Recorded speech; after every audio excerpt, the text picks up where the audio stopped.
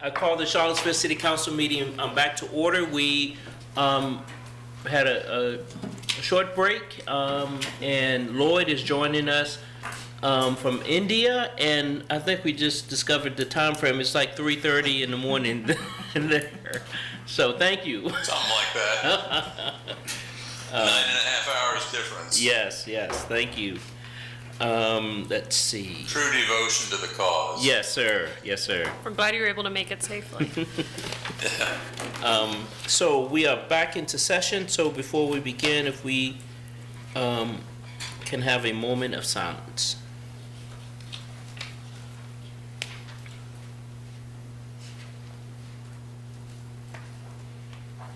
Thank you very much. We have a board appointment to make. I would move to appoint Joy Johnson to the Housing Advisory Committee. Second? Further discussion? If not, all in favor, please say yes. Yes. Yes. Okay. And are there any announcements?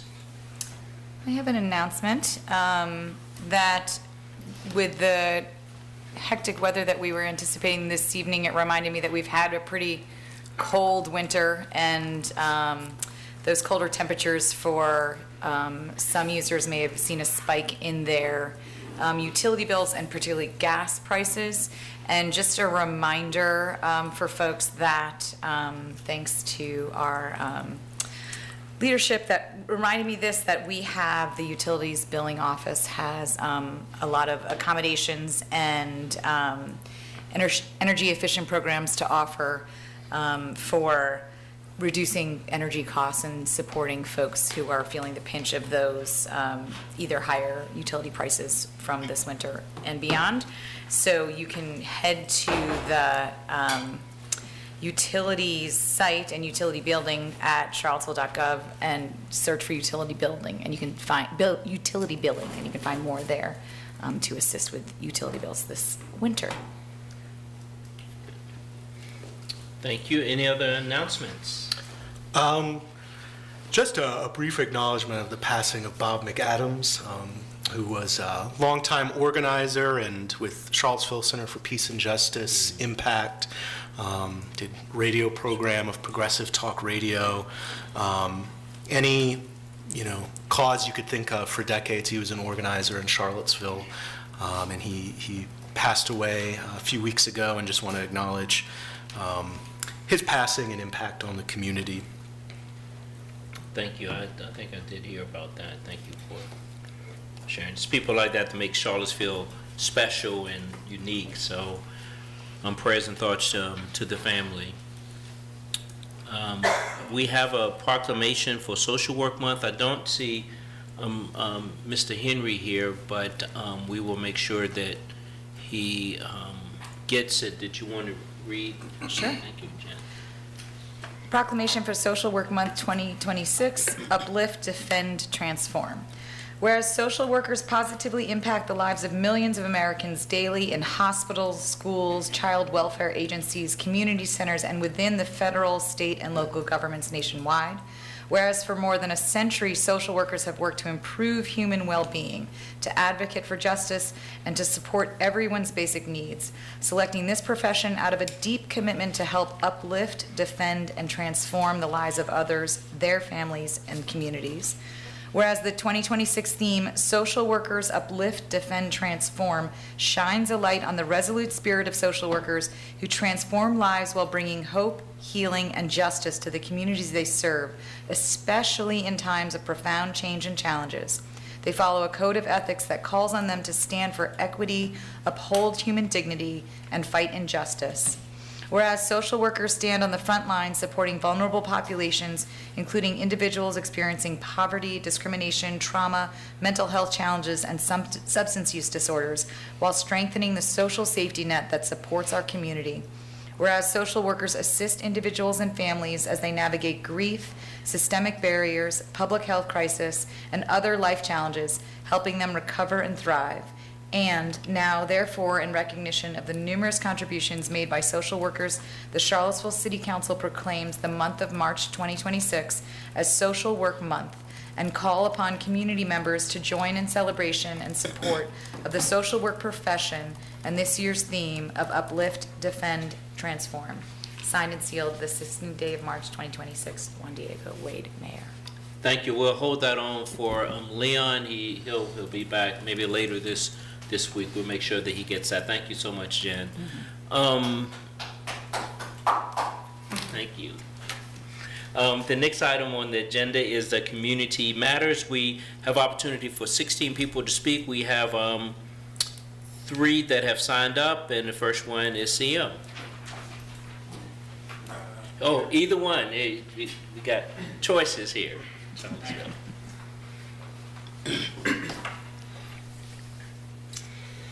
Hello, my name is Christopher Miles Turner. I'm here today with Kristen Chiacchia.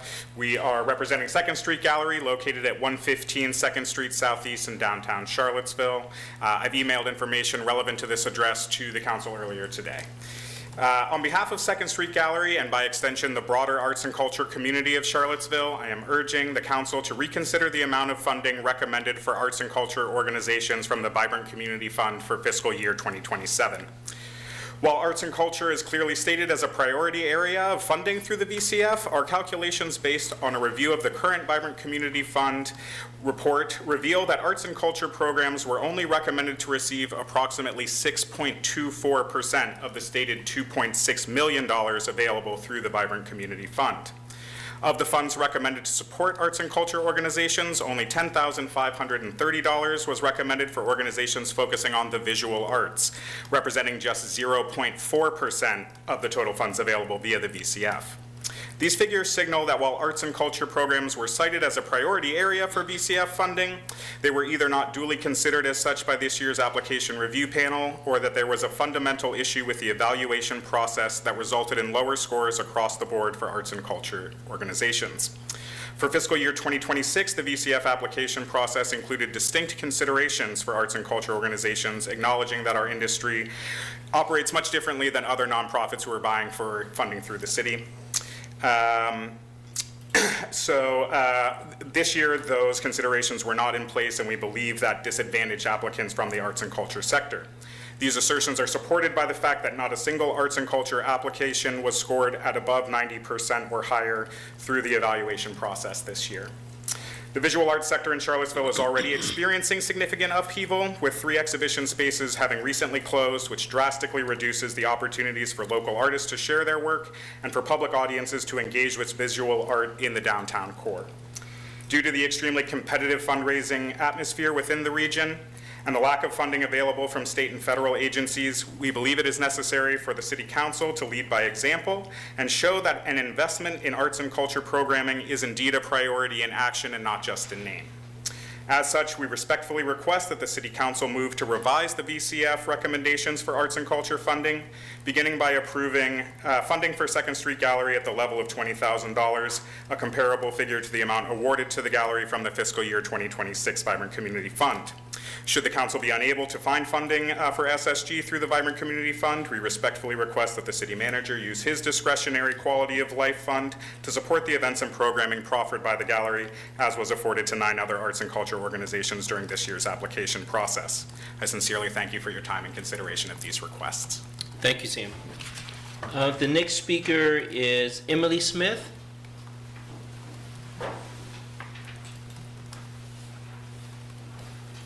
Good evening, councilors. I'm evening. Emily Smith. I'm a housing attorney with the Legal Aid Justice Center.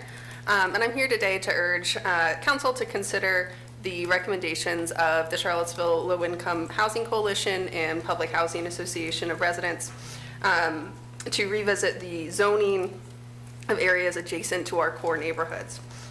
Core neighborhoods are at risk of being physically loomed over, subject to faster gentrification and displacement without further action. The core neighborhood corridor overlay is both insufficiently rigorous and insufficiently applied. We'd ask council to reanalyze these areas abutting core neighborhoods and consider downzoning those areas and enacting a stronger corridor overlay. I'm aware that the council is concerned about the potential legal impact of this kind of action. And so I've done some legal research on the issue of takings. Cases require a fact-specific analysis, with one important feature being the character of the government action. And a taking is more likely to be found when there is a physical intrusion by the city than when interference arises from some public program adjusting the benefits and burdens of economic life to promote the common good. And that comes from a U.S. Supreme Court case, Penn Central Transport Company versus the City of New York, which was in turn cited by Board of Supervisors of Culpeper versus Greengale. Here, of course, the city would not proposing any physical intrusion into anyone's property. The changes would promote the common good by seeking to avoid displacement, literal overshadowing, and the gentrification of low-income neighborhoods. Westmoreland County faced a zoning challenge, and their court held that the very essence of a zoning ordinance is to regulate the use of land. Applied reasonably, such regulations do not constitute a taking of land requiring compensation. Zoning ordinance strike a delicate balance between the government's right to exercise its police power to ensure and protect the public health, safety, and welfare, and the rights of individuals affected without having their property taken without just compensation. Reasonable zoning ordinances are well within the authority of the city, and enacting these changes will help realize the stated intention of the city in the comprehensive plan and zoning process that was to protect core neighborhoods and protect low-income residents from displacement. So thank you for your consideration. Thank you, Ms. Smith. Thank you for your time. The next speaker is Sabrina Johnson. Sabrina Johnson. So I don't see that, so we have opportunity for 14 more speakers. So who would like to speak next? Good evening, council members. Good evening. Sive O'Flynn, Climate Justice Policy Manager with the Community Climate Collaborative. C3 is very excited to see this evening that the high performance building standards are up for presentation. We've reviewed the document and sent some recommendations from what was attached to today's agenda. Among our recommendations that we emailed to you earlier are especially to reduce subjective discretionary language that weakens enforceability, integrating equity, embodied carbon, and ideally also social cost of carbon more consistently throughout, codifying practices where the city's intent is already clear, clarifying decision-making, authority, and accountability throughout, and additionally a clarification of scope is needed. The standards should explicitly state whether they're applied to all city-owned or funded buildings, as is the case for Richmond, including affordable housing, park facilities, city parks, and whether school facilities are fully covered. Taken as they are, though, this is a very strong work. It clarifies and codifies best practices for city properties to reducing their embodied carbon, their overall climate performance. It provides a best practice blueprint for both private developers that want to align with the city's objectives in climate change and climate mitigation. It also sets a great example for other municipalities that may want to follow Charlottesville's lead, whether using these for their own development or just actually working on their own. So we very much commend this Office of Sustainability for this work with the consultant. It produced a very extensive and forward-looking set of standards for city buildings. Additionally, I'm very excited to see that the public art presentation is going to be on the agenda as well today during a fully funded program that Councillor Fleischer and I worked on from the Virginia Walkability Action Institute.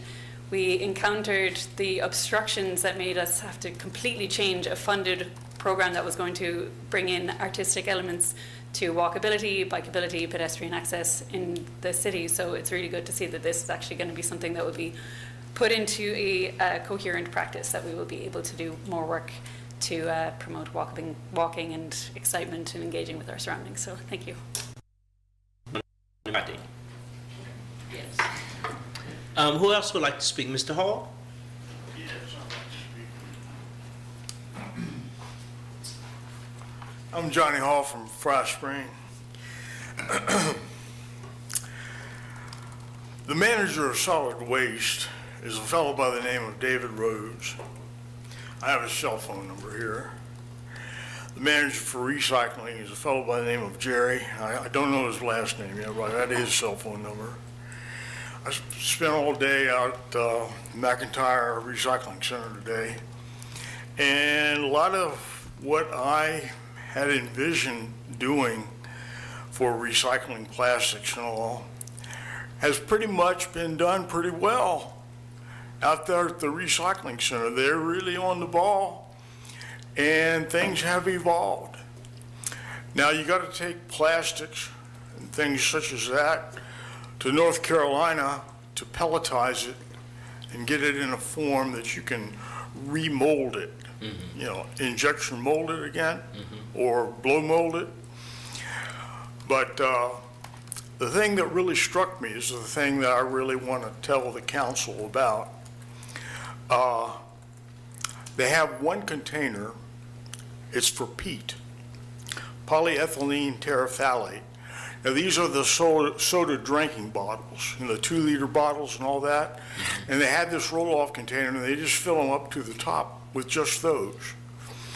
And that's, pretty common stock of what people bring in.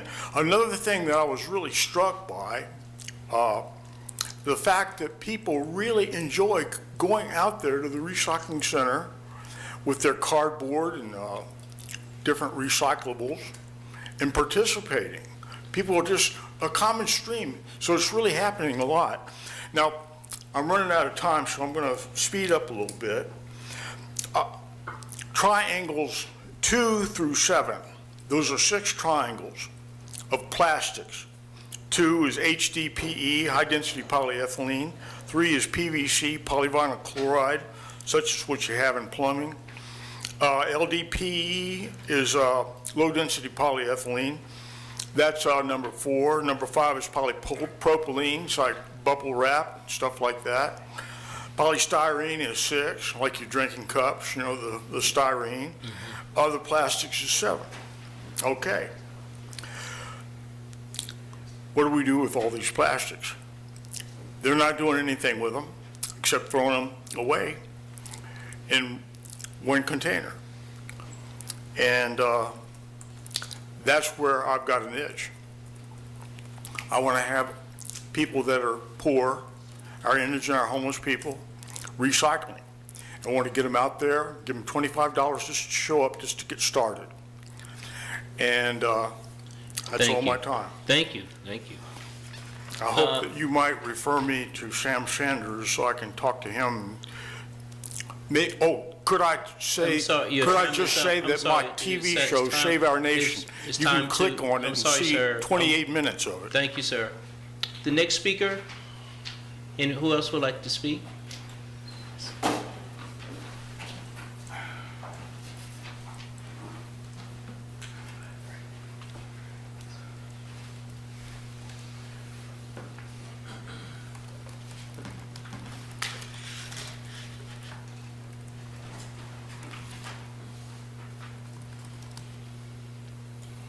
Don't want to start speaking until I'm ready, because the clock starts.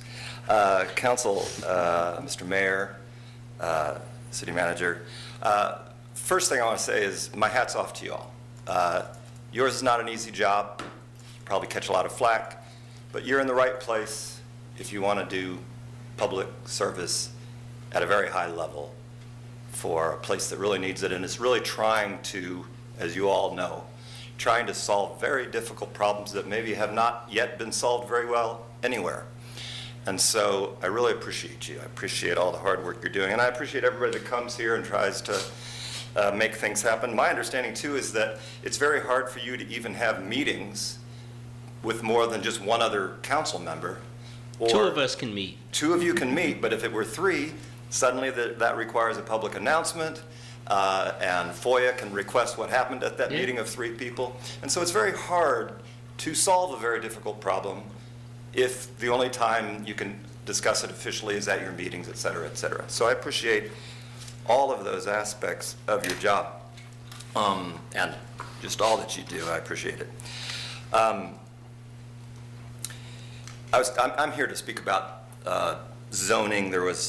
Ideally there would have been a rally today to to emphasize the need to initiate a zoning amendment, but the very frightful weather made us call it off. That'll be held again some other time, I'm sure.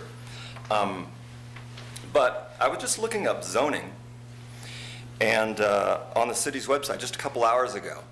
And I just want to read you this quotation right on the zoning page of your own website. The City of Charlottesville zoning map consists of residential, mixed-use, and industrial zone districts, each with specific regulations tailored to the needs and character of the community. Now, insofar as there would be a need for a zoning amendment, I'd like to say I like what's said there. I don't think that needs to be amended at all. And the real question to you all, I think, is do you all want to amend what's being said right there? Because that says specific regulations are tailored to the needs and character of that community. So I don't know in Fifeville, for example, where a large building has been proposed to be built, if it's ever said, oh yeah, Fifeville community is known for its vibrant undergrad population there. It numbers in a certain area half of the population with these new big tall buildings. That's not what Fifeville is like, and I hope that you agree. What's happening now, I'm just running out of time, so I'm going to bring up the analogy of what Dominion does. You know, what always happens if you want to build a big compressor station is it goes into a poor community somewhere, and then the Dominion will offer things for that community. What do you want? We know you've got kind of a toxic thing here with risking explosions and stuff, but what can we give you? Well, that's what's happening now with Fifeville. The developers wanting to put something in a toxic in a neighborhood that doesn't want it, and it's going to try to buy it. Thank you, sir. Any other speakers? Yes.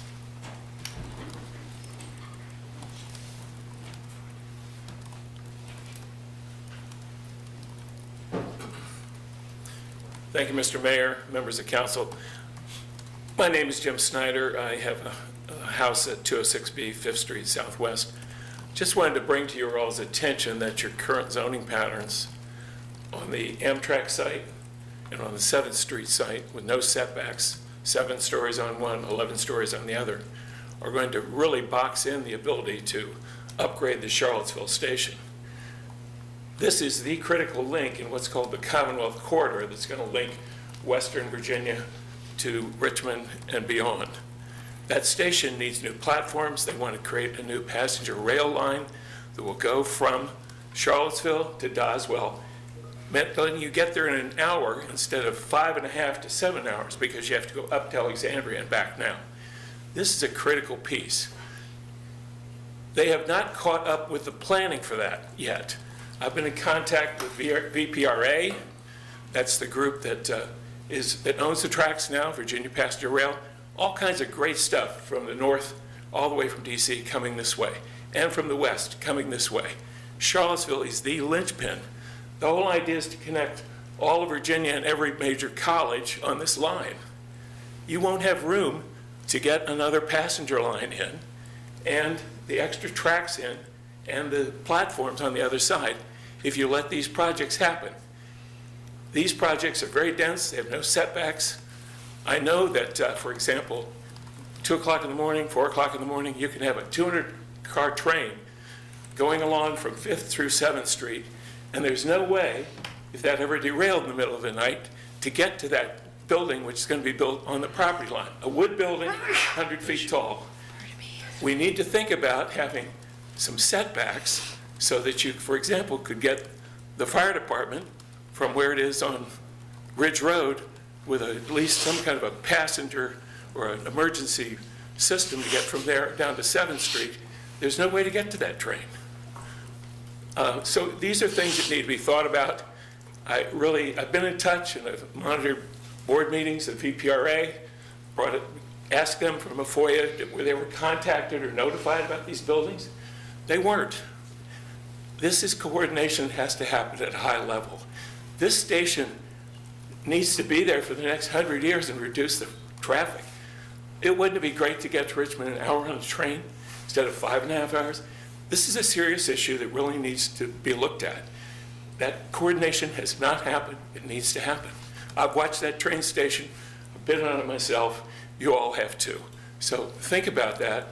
I really am concerned that you're going to miss the boat here while you allow these very big multi-billion-dollar companies to build these student housing projects on vacant land and box in the ability to make that station happen. Thank you. Thank you, thank you. We're the fourth busiest Amtrak in the station in the state, so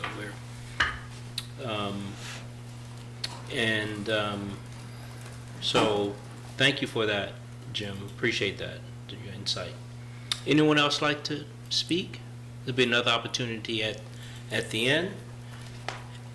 If not, Madam Clerk, will you please read the consent agenda?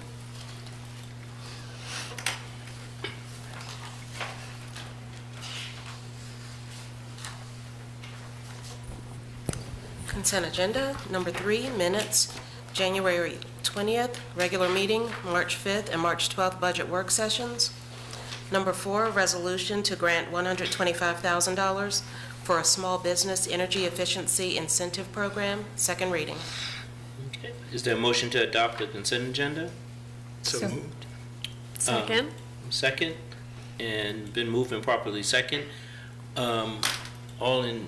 So are we voting, everyone up electronically? Okay, all in favor, please say yes. Yes? Yes. All opposed, Yes. please say no. Okay, consent agenda passes. The next item on the agenda is the city manager's report, and we have the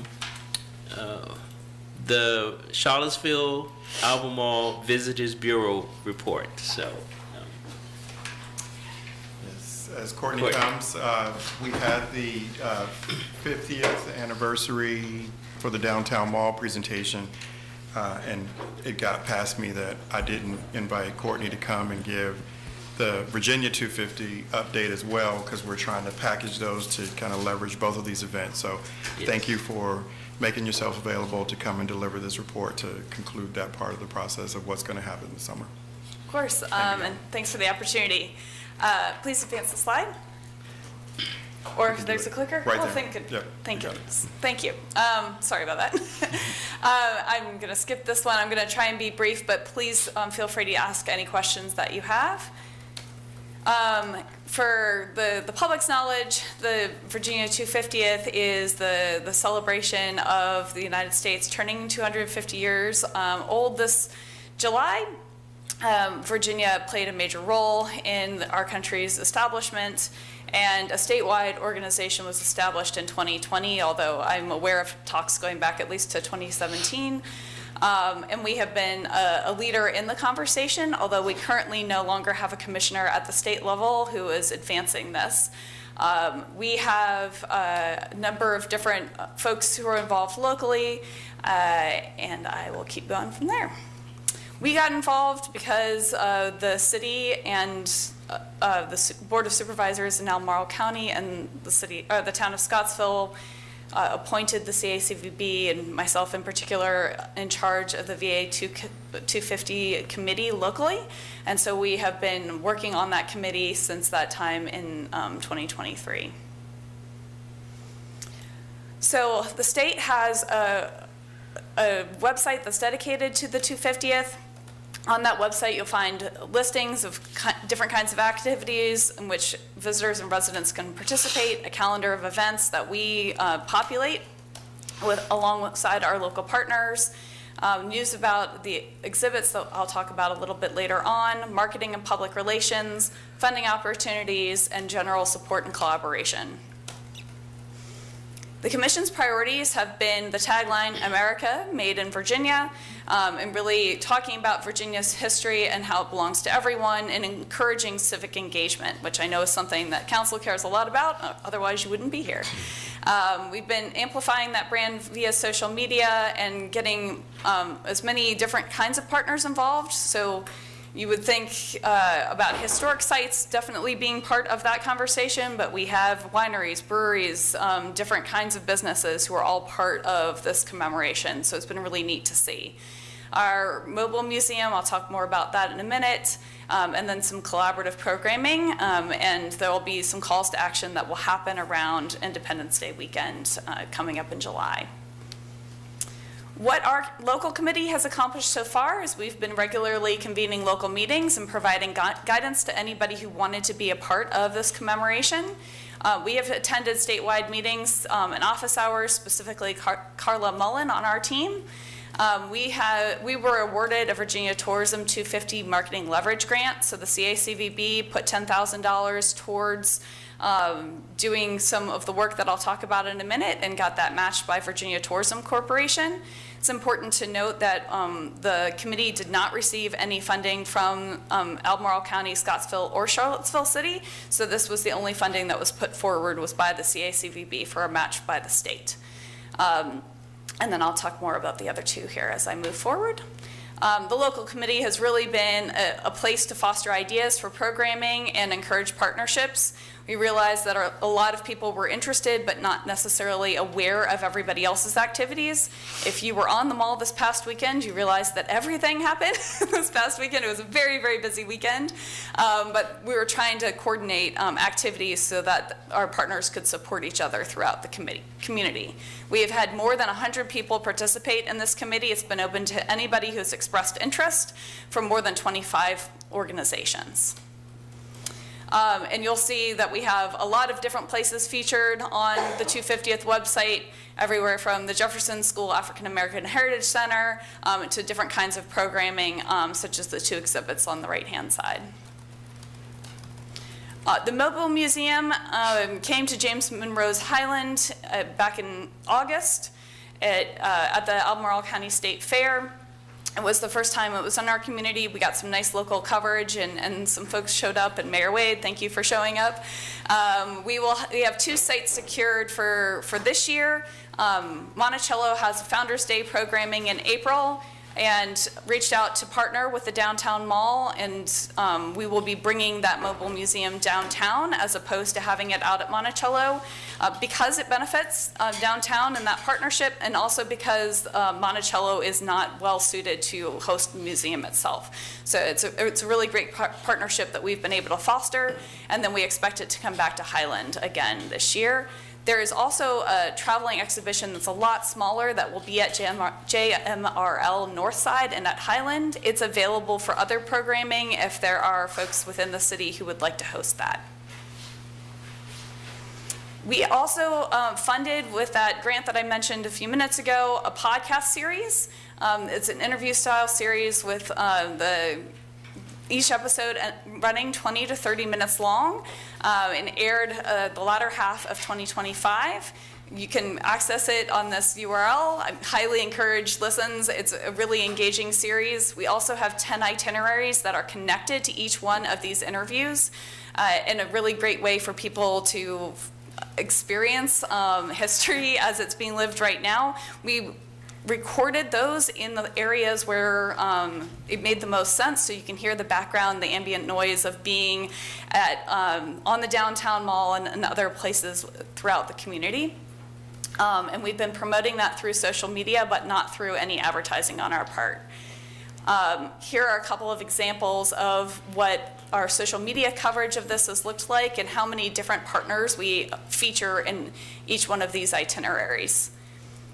Won't go into great detail about who was involved here, but we had a lot of support from WTJU, and Benjamin Bernard was the person who was doing all of our historian coverage, and he was our executive producer.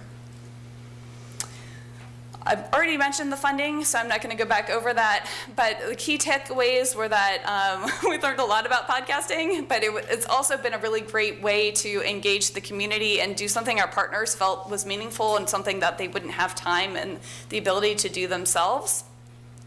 And we've had more than 1,000 listens to date, which has been really exciting. And we have been able to feature just 10 people interviewed, but 170 different partners featured throughout our different itineraries. And we've had 2,500 people view those different itineraries. The average time spent on an itinerary on our website is almost 5 minutes long. That's like unheard of.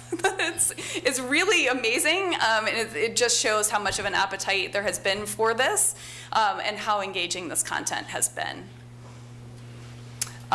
We've really been able to deepen relationships within the community, but also with Amtrak. They helped support this grant along with the Historical Society. I'm gonna keep going from here. And other things that are going to be happening in the rest of 2026 and beyond, Monticello has launched new tours. They will be doing a citywide Feast of Reason during civic season, so from Juneteenth through July 4th. That will take place on a Saturday night at many of the different city restaurants. I'm hoping to also include a couple of county restaurants, but I think 8 city restaurants have signed up so far. So rather than that being a Feast of Reason at Monticello, they are bridging that gap with the city to bring those Feasts of Reason to the city on one night in June, which will be exciting. They also will be doing updates to their exhibit galleries. Highland has a new exhibit and will be celebrating its 50th anniversary in its current form.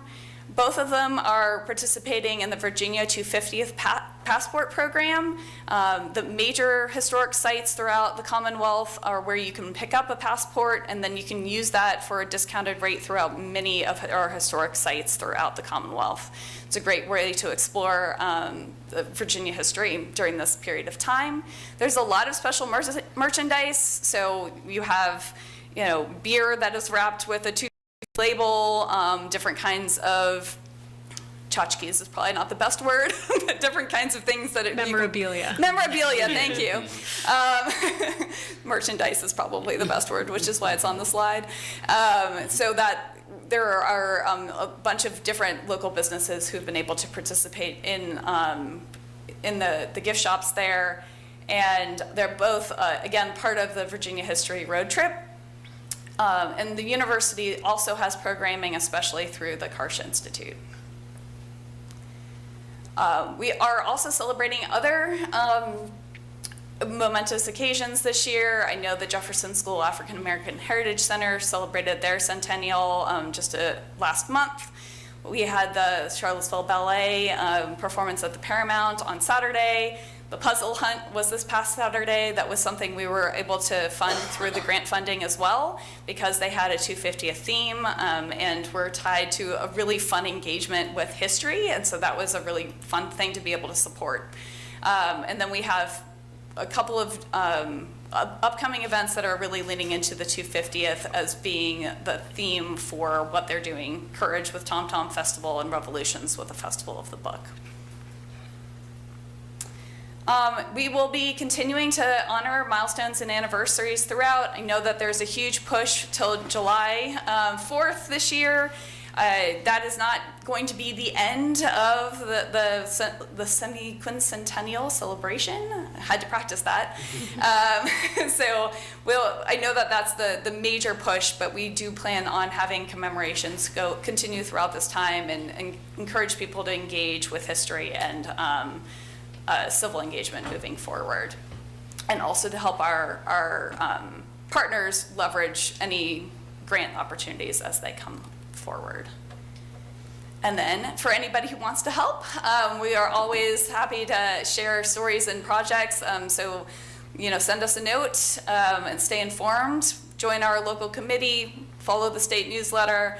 But really, we'd love for you to listen to our Founding Footprints podcast and engage with those itineraries. I think that's it. Thank you, Courtney. Any questions? It's a busy year. It's a lot of good things going on. You have any questions? Yeah, I have a couple. Well, first, thanks for highlighting the Amtrak partnership. I know you and I talked recently about trains, big fan. Yeah. And cool that the Feast of Reason will now be impacting Charlottesville businesses. That's great to hear. My question, though, is how are we tracking impact of all of these activities? We are not able to fully track impact of all these activities.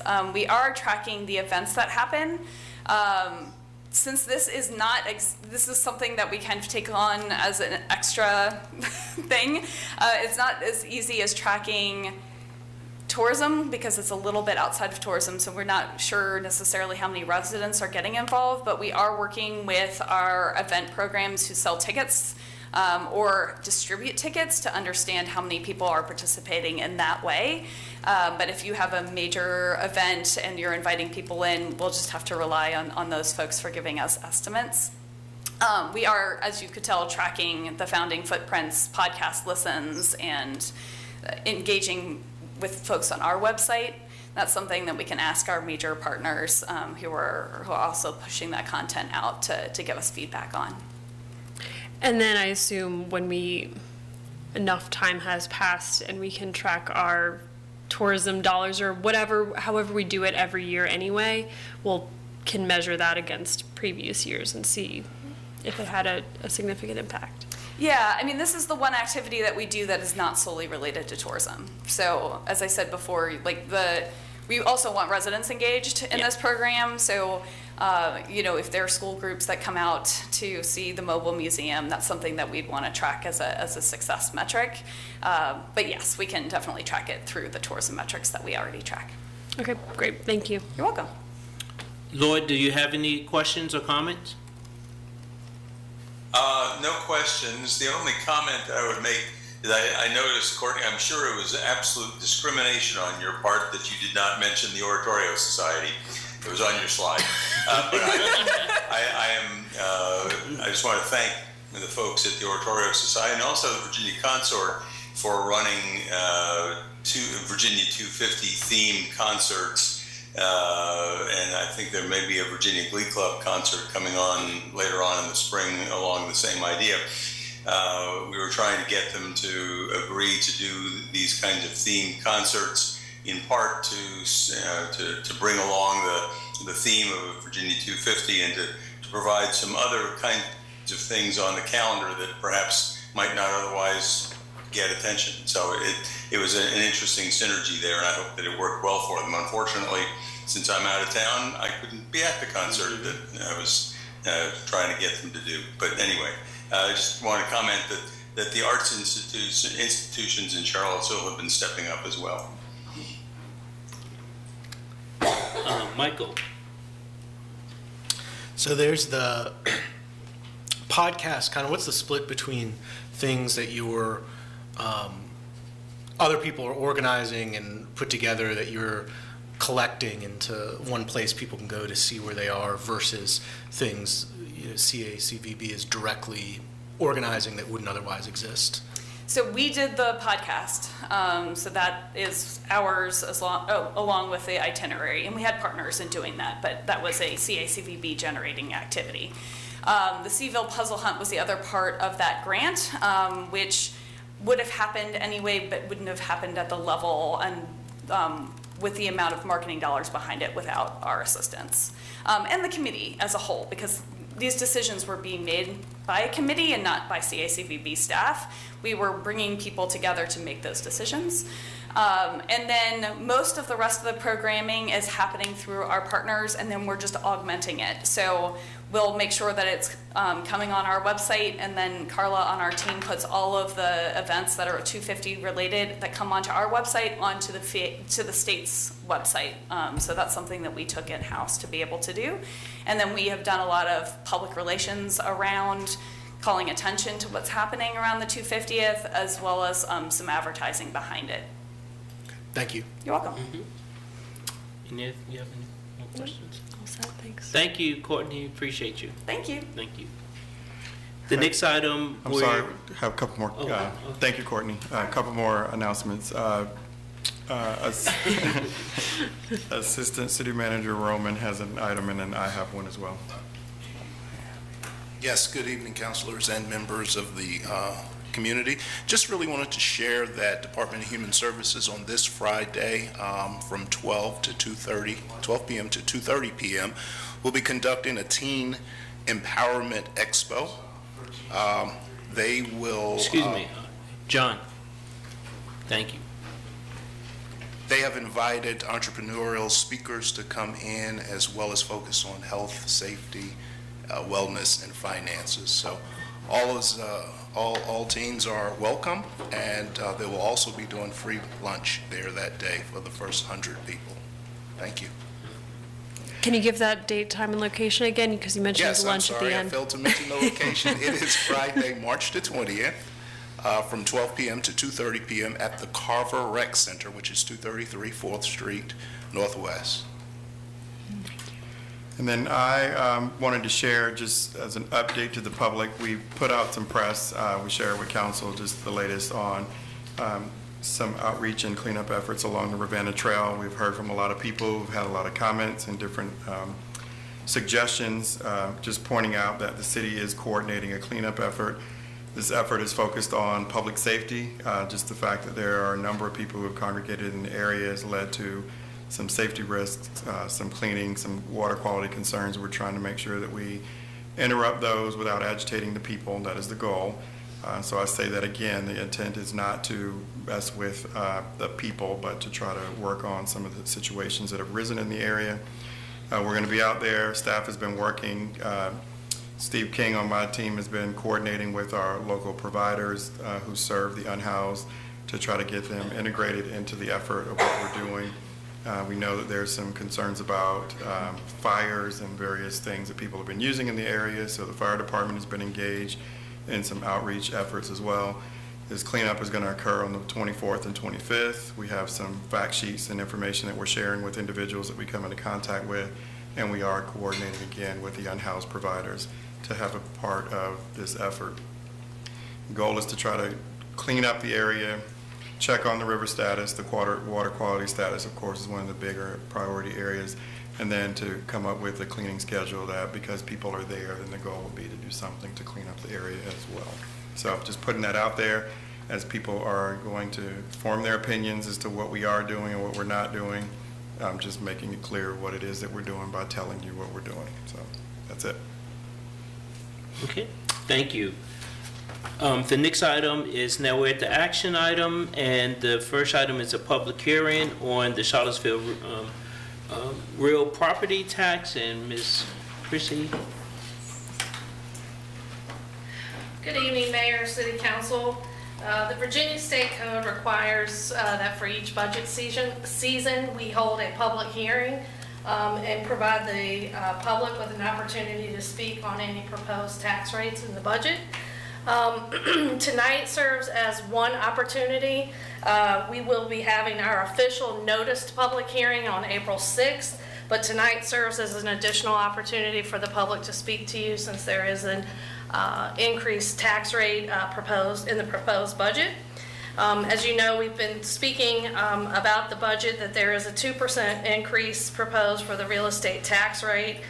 That money would generate just under $2.5 million in new revenue for the budget in '27, and that would increase our rate from 98 cents per every $100 of value to $1 for every $100 worth of value. And with that, I'll open or leave it for the public hearing. Thank you. Before I open up the public hearing, are there questions? And just to clarify for the public, advertising today and in the next hearing is different than enacting it. And for example, we could advertise a 35-cent increase, but then later implement only a 2-cent one. But if we advertised a 2-cent one, we couldn't then add a 5-cent one later. That's correct. So the advertising is one part, the figuring out the final budget is a separate part. That's correct. And currently, we have advertised only the 2 cents. And so that's Based the on the wishes of maximum, council. so once we get down to the final vote, that is the maximum we would be allowed to increase. Correct. Thank you. Okay. Lloyd, do you have any questions before we open up the hearing? No, I don't. Thank you. Okay. Michael, did you? No. Okay, I will now open up the public hearing for the real property tax. Would anyone like to speak? If not, I will close the public hearing. There'll be plenty of opportunities for the public to chime in on that. We'll now go to the ordinance change. I think there was one person who... Oh, I'm sorry. Thank you. I just want to ask a question that maybe could be addressed. I don't know if it could be, but what's the relationship of fundraising from any number of kinds of sources to our tax revenue that we use for things? So we use taxes for things that we want to accomplish. How might and how does fundraising of different kinds relate and fit in with our budget? Well, I'll just chime in. We had like a work session on the expenditures and revenues a couple of weeks ago, but we're going to be talking about that some more this Thursday as well. We got a lot of grants and things in, but primarily we have those four levers that we can get revenue from. And as far as fundraising, if you have any ideas, we'll take it. Maybe, but Our total budget is composed of state funding, federal funding, and local funding that's then broken out and spent various ways. And some of those funding sources have specific strings attached, like money we get from the feds for our bus system has to get spent on the bus system. And there's certain local matches for various projects and grants we apply for throughout the year as well. So the budget that is presented to us and you all at the same time does include all of those already. It's not a separate, like, oh, let's decide local and now let's see what we need to raise. That's all incorporated in the same presentation. okay. Thank you. Does that help? Yep. We'll now go to the code changes. Mr. Maddox.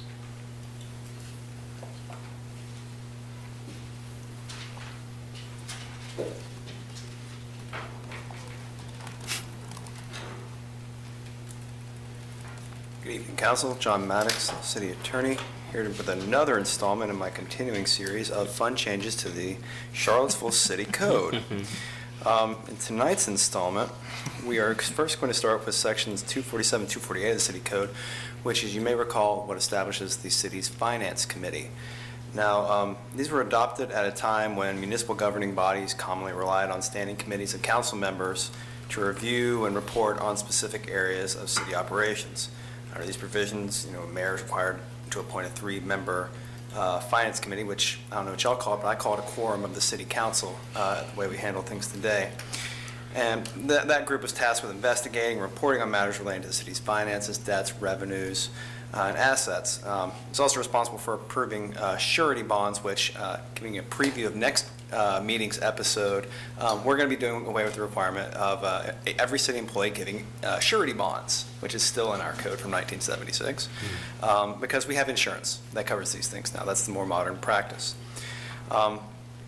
Under our current council manager form of government, financial administration of the city is carried out by the city manager, the finance department with Chrissy, who, as she will tell you, has been here since Thomas Jefferson.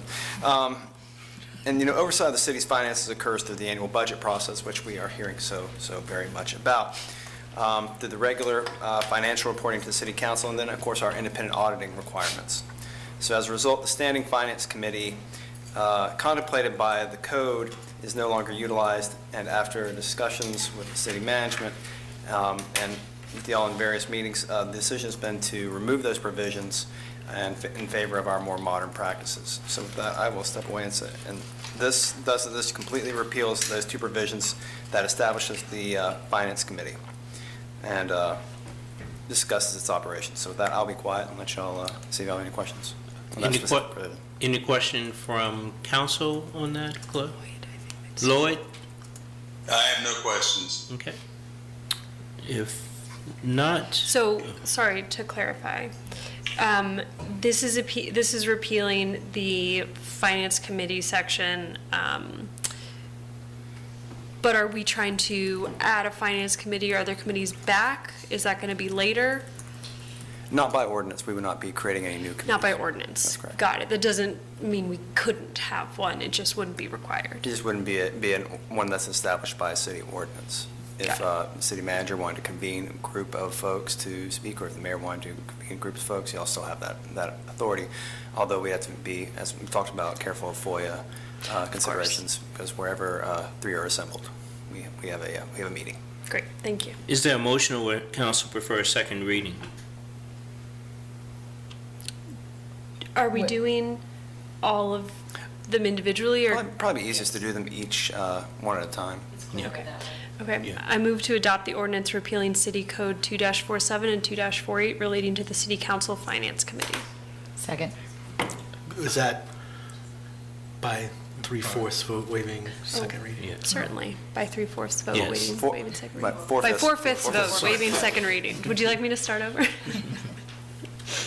Okay. Is everyone signed in? Are we voting voice? Okay, all in favor, please say yes. Yes. All opposed, Yes. please say no. Thank you. The next item is the appeal of the provision appointing the school board. I'm surprised that was. This is my favorite thing I found in the code lately. Yes, as reflected in the Don't staff. take that, no, I'm just. As reflected in the staff report, the city code still has a provision that had, election of or appointment of our school board, and the members of the various council wards were to do the appointments. Of course, we don't have wards anymore, and the school board has not been appointed since, I believe, 2006 timeframe. In 2020, our charter was changed, and it actually says that the school board is elected, and that's correct, but the corresponding code provision was never removed. So that is what we are doing now. There are 3 different provisions of this particular article within Chapter 2 of the code that talk about the school board. The third one we're keeping and recodifying it actually so it gets to the right place within the code. But it's the one that requires the school board to provide y'all with information about what its budget is looking like, and actually gives y'all the authority to ask for more frequent updates if you like, just something to keep in mind. But I think that's something that we all have an interest in keeping. So that provision is remaining in there, but the other ones about where it being appointed by the council is coming out. Okay, any questions on this? I have a question. I don't know if it's this part, but this reminded me of it. If a school board member steps down, what is their fill the spot protocol? I believe it might be specific in the charter. I would have to look that up and tell you. I can't just off the top of my head pull it out. Yeah, Okay. we did it several times when I was on the school board. We just It's like we do. Okay, appointed I wasn't some- sure if it came from us or it came from the school board. Yeah, Okay, yeah. thank you. If there's no question, is there a motion or would you prefer a second reading? I move to adopt the ordinance repealing City Code 2-341 and 2-342 and recodifying 2-343 as 2-341 to remove outdated provisions relating to the appointment of school board members and to ensure the city code reflects the city's current governance structure. I further move that City Council waive the requirement for a second reading of this ordinance by 4/5 vote and that it take effect immediately upon adoption. Second. Second. All in favor, please say yes. Yes. All Yes. opposed, please say no. Thank you. Thank you. Motion passes 5-0. The next item is the ordinance of the code to update the city manager's representation on a retirement plan commission. Yes, this was one that was specifically requested by the city manager's office. Currently, the city manager sits as a member of the Retirement Plan Commission. We're envisioning a time when we're going to be bringing additional code changes to this body that would change a little bit of the Retirement Plan Commission and actually create a further appeal procedure to the city manager. So if the city manager is the person who is going to be appealed to, it makes sense that he should not be sitting on the Retirement Plan Commission. So to expedite that, we've gone ahead and brought this provision forward that would go ahead and change the city manager's seat to a deputy city manager or or other appropriate designee by the city manager in that spot, in anticipation of bringing further updates to the Retirement Plan Commission in the future. So this is a fairly simple one. Yep. Any questions on this from council? If not, is there a motion to approve or would you prefer a second reading? I move that City Council adopt the ordinance amending Section 19-57 of the Code of the City of Charlottesville to revise the composition of the Retirement Plan Commission to allow the city manager to appoint a deputy city manager or other designee to serve on the commission. I further move that City Council waive the requirement for a second reading of this ordinance by 4/5 vote and that it take effect immediately upon adoption. Second. Second, all in favor, please say yes. Yes. All opposed, please Yes. say no. Thank you. Motion passes 5-0. Thank you, sir. Thank you. The next item on the agenda is a public art proposal. Mr. Freeze?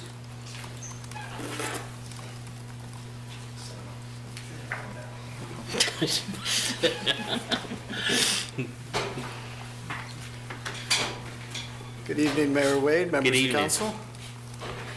My name is James Freese, Deputy City Manager. We have before you this evening a proposal to create by ordinance a new Charlottesville Public Art Commission and a resolution to provide initial seed funding to kick off that effort.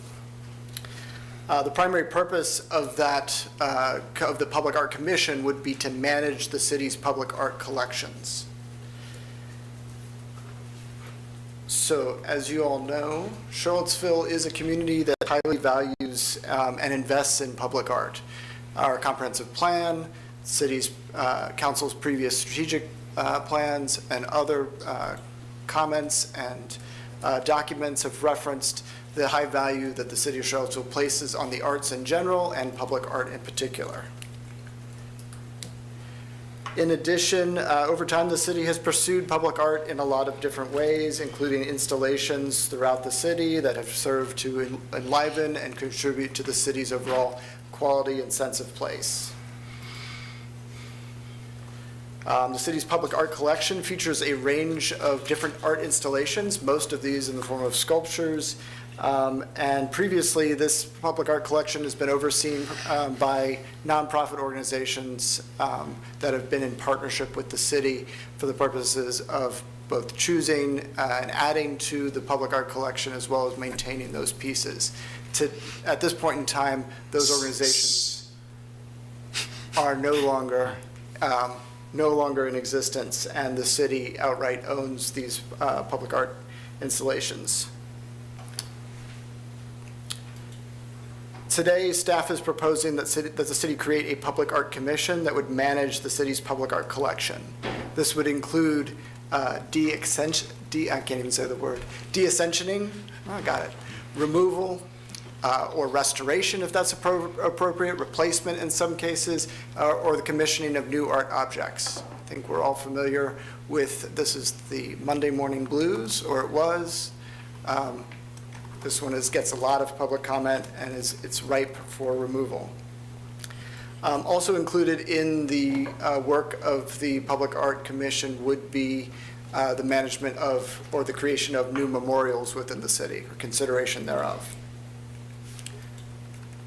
The role of the Public Art Commission would be advisory to make recommendations to City Council. So City Council would still have final decision-making as to adding to or subtracting from the city's public art collection.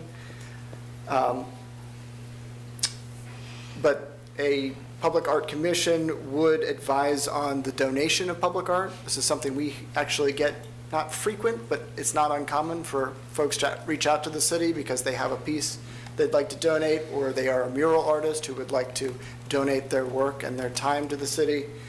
So this body would advise on those donations, and it would also lead the process of considering the type of material, or considering memorials, and then, of course, as we noted, removing public art pieces. We've proposed at this time funding of about $100,000 to support an approximately 1 year of engagement of a consultant to kind of get this program up and running.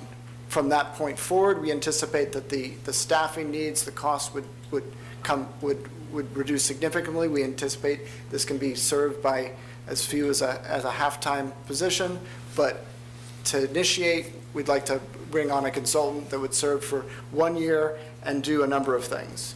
Most importantly, develop the procedures and the criteria that this Public Art Commission would use in order to make the decisions that they are tasked with making, or the advice that they are tasked with advising City Council on.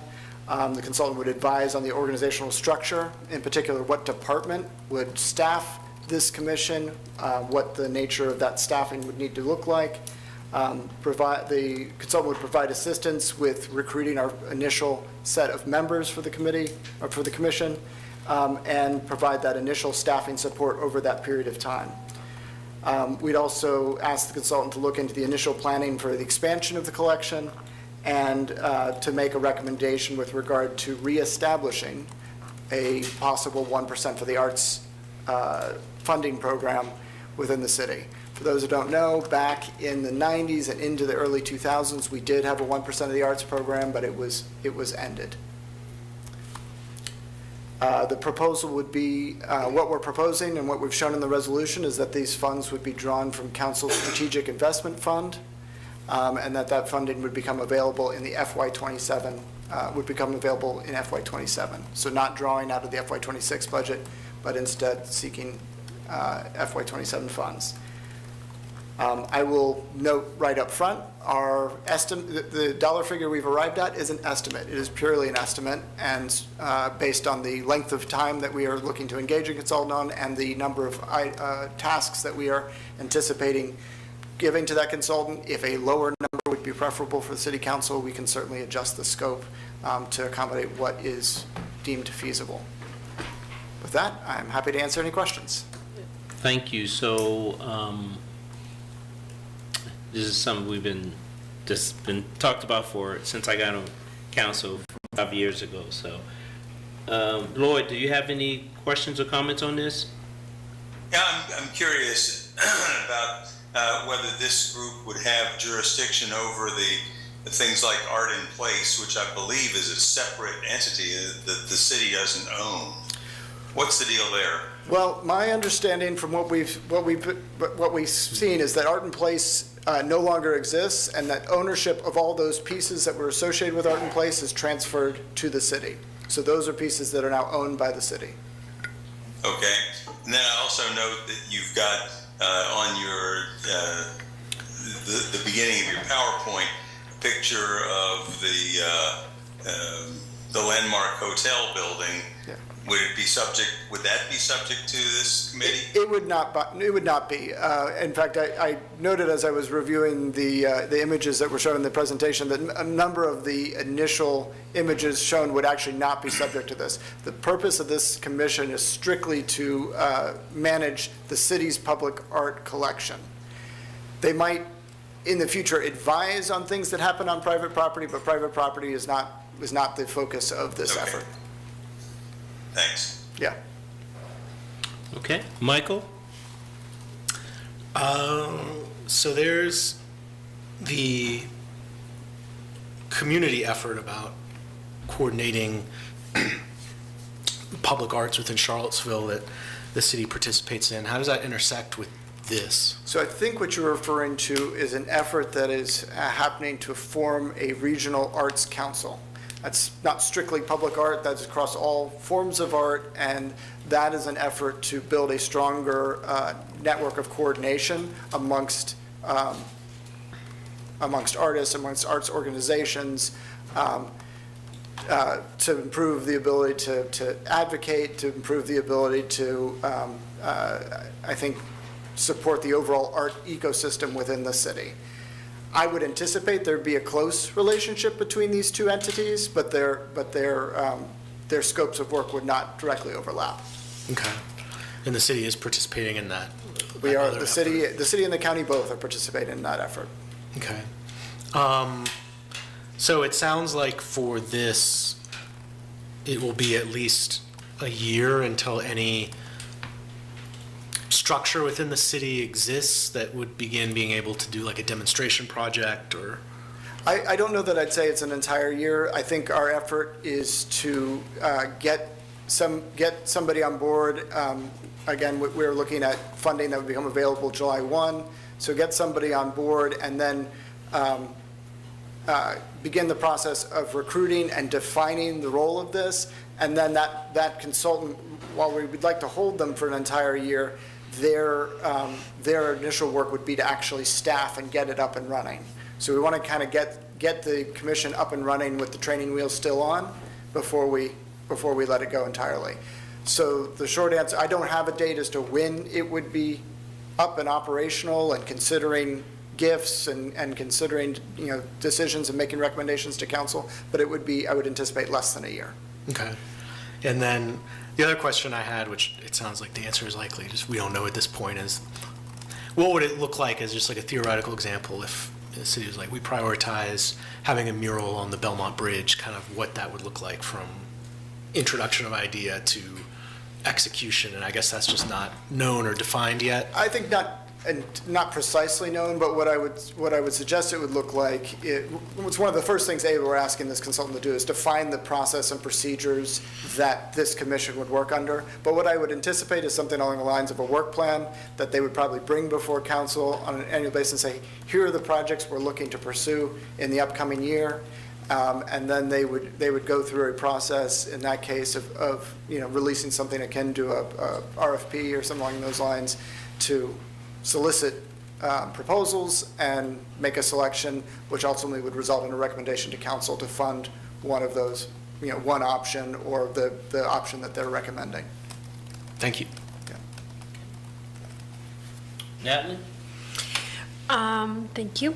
So just to clarify, this is not like a signage enforcement body. This is not a signage enforcement body. We have a signage enforcement body. Great. And then you mentioned monuments and memorials. I imagine that would be coordinating with the Historic Resources Commission, with other groups? Yeah, this is an entity that's going to have to coordinate with a number of different organizations, both within and outside of the city. In that particular case, yeah, we would expect that they would coordinate with the HRC, the Historic Resources Commission, but also, a core element is going to be coordinating with, Parks and Rec, for example, in ensuring that we're installing objects that can stand the weather, stand the test of time, as the one example we've shown did not. Right. And is that the role of the halftime-ish person would be to help coordinate amongst those departments, so there'd be staff liaison? The idea right now is that we're aiming for just providing administrative support for this body, and so it would be coordinating and ensuring that there's people at the meetings who can speak to the issue to the commissioners. Okay, great, thanks.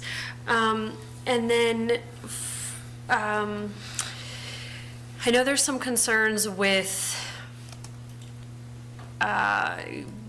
we've talked about this before, like murals in the streets, crosswalks, bump outs, that sort of thing. Yeah. Would that be under this purview as well? Yeah, we'd anticipate that's art on public property. They would coordinate with our Public Works and our planning offices, NDS, to put a program like that back into place. We had a program like that in place in the past. The issue that arose was the First Amendment concerns around the content of what was being painted into street murals. That's one of the issues we're trying to get past with the formation of this commission. Can you talk a little more about that?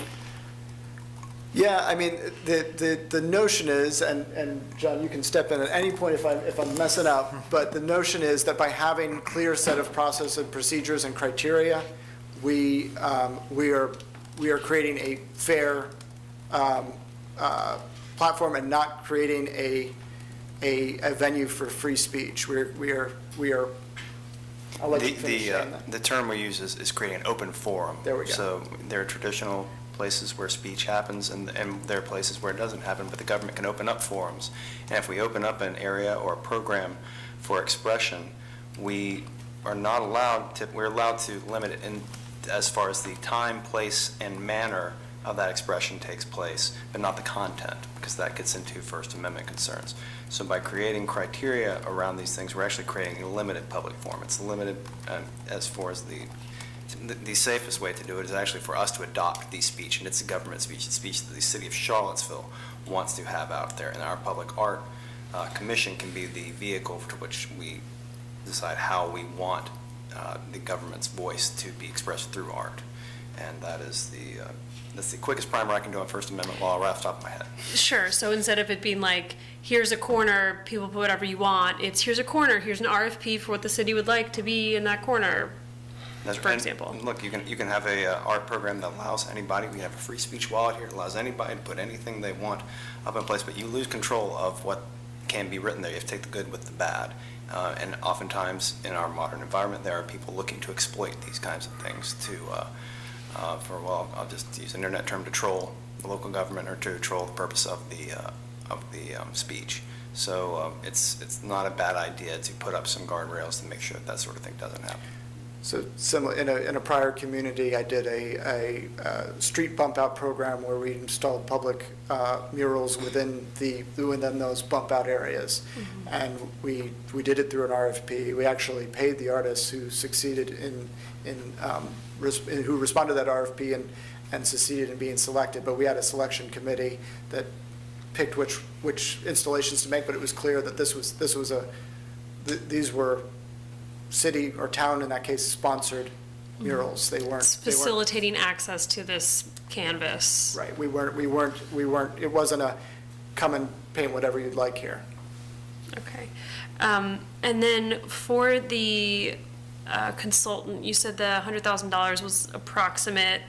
I assume that means we haven't really scoped that and chatted with folks yet. No, we have not Yeah. scoped it in detail. So then I would be interested in wondering if that year-long timeline is also kind of a guess, and maybe we start scoping it and talk to people who realize, oh, we only need 6 months or something. Yeah, I mean, and frankly, if the desire is that we come back with a lower number, we would probably one of the first places we'd look is to reduce the time frame.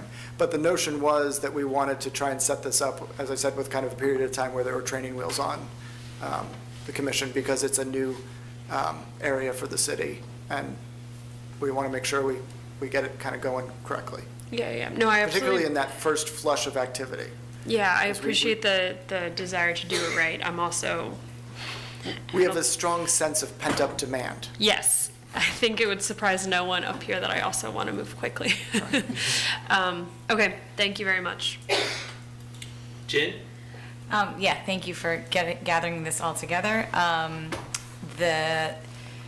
think after our budget conversation, it's good to revisit that 1% for art, for paying for it, reestablishing that. Fund for the Arts, I had seen that Richmond does 1.5%, actually, 1% for the art and 0.5% for the maintenance, which I thought was fascinating. And they do it on any CIP projects over $250,000. So there were a couple of examples I saw for the sustainability of the. And the cities was also tied to CIP projects. I don't recall what the threshold was in terms of the dollar figure, but it was also for CIP. For that threshold, yeah, okay, so that's interesting. And I think what I'm also, so this advisory would advise for proactive requests for art as well as dealing with, requests from the, reactive requests from the public. Gifts, gifts, okay, great. Yeah, I think that will be, defining what art is will be very much a part of there's a lot of nomenclature I'm sure the consultant will need to tackle in making these definitions. But de-accessioning, removing art. Yeah.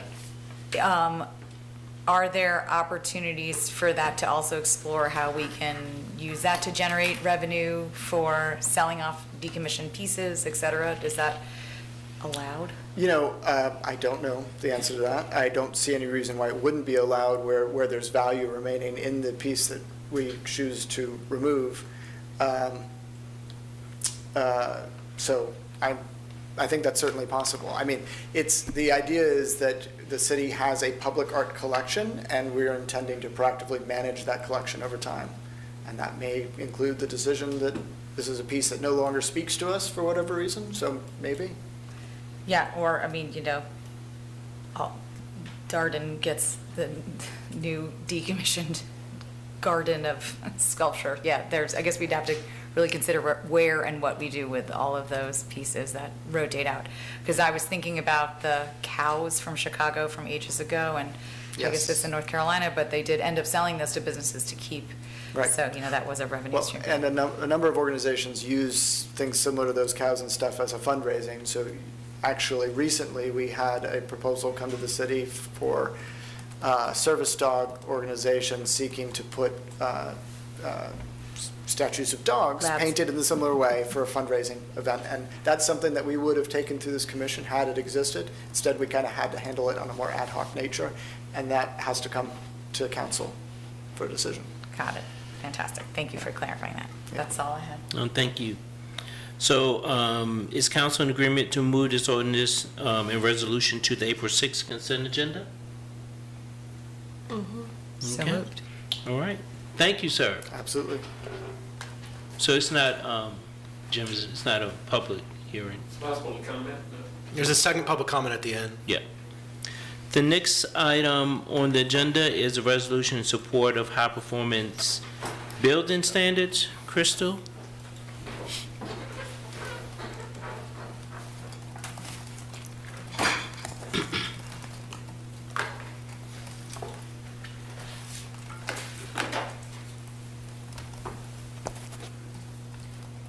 Good evening, Mayor. evening. Good evening, Mayor and members of City Council. I'm Crystal Rittervold, Director of the Office of Sustainability. And I'm here this evening with a high-performance buildings resolution for your consideration. This resolution would replace the city's 2008 green building policy, and it accomplishes, sorry, I have to remember I have to move this forward.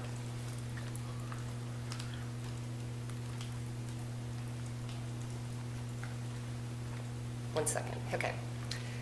This resolution accomplishes alignment with state requirements and also establishes high-performance building standards for the design, construction, operation, maintenance, and renovation of all municipal buildings. And so these standards are the outcome of a recently completed project that I will share more about in just a moment.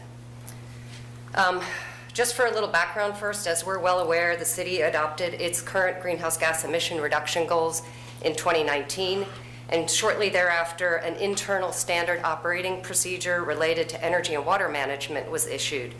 This was an initial attempt at setting new operational, technological, and behavioral expectations for all city buildings and employees around energy and water efficiency.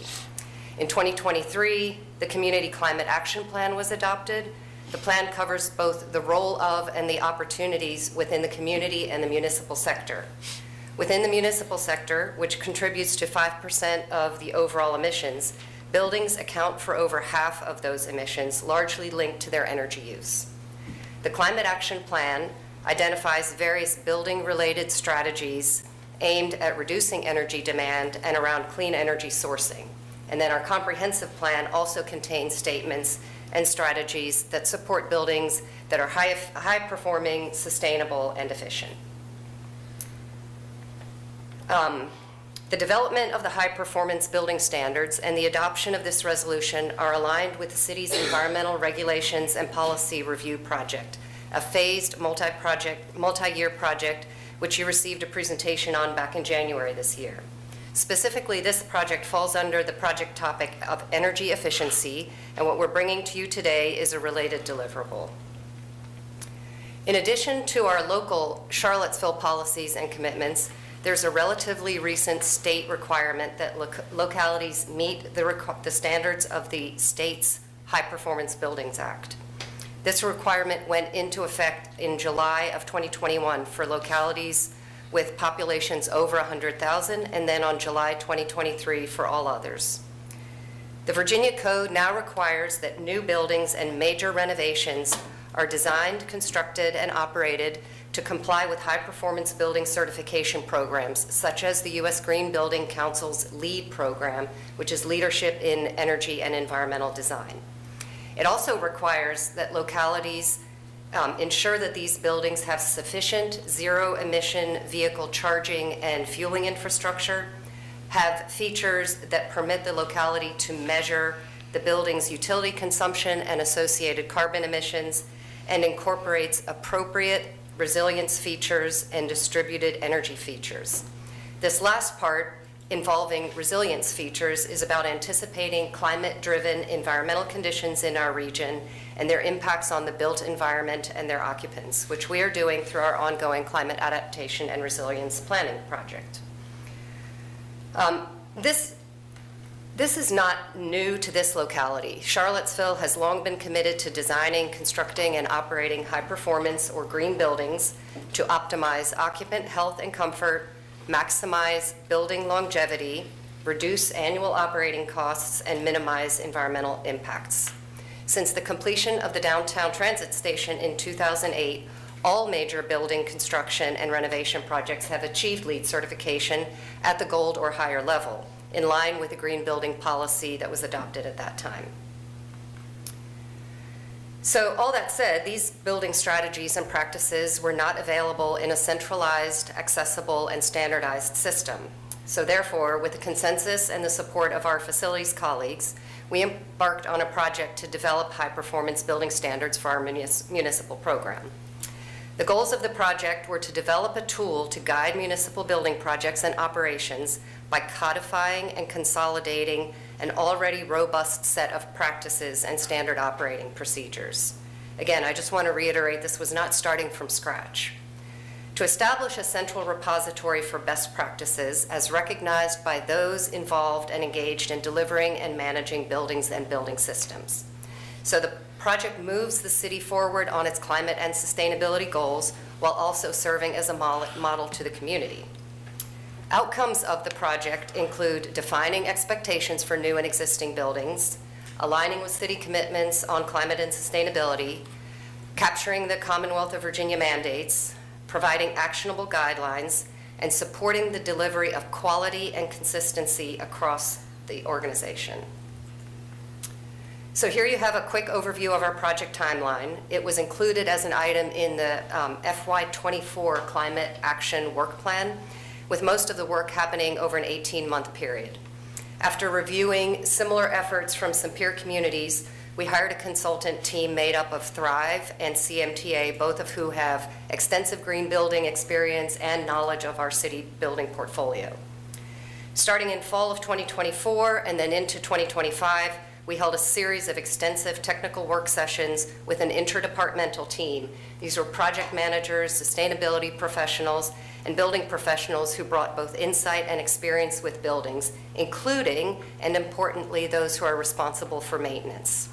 And so I do want to take a moment to express really sincere appreciation for the folks and the time that they gave to this process. It was essential in discussing and coming to consensus on what should be presented in the standards as our current practices, those things that we are doing or that we agree we should be doing going forward.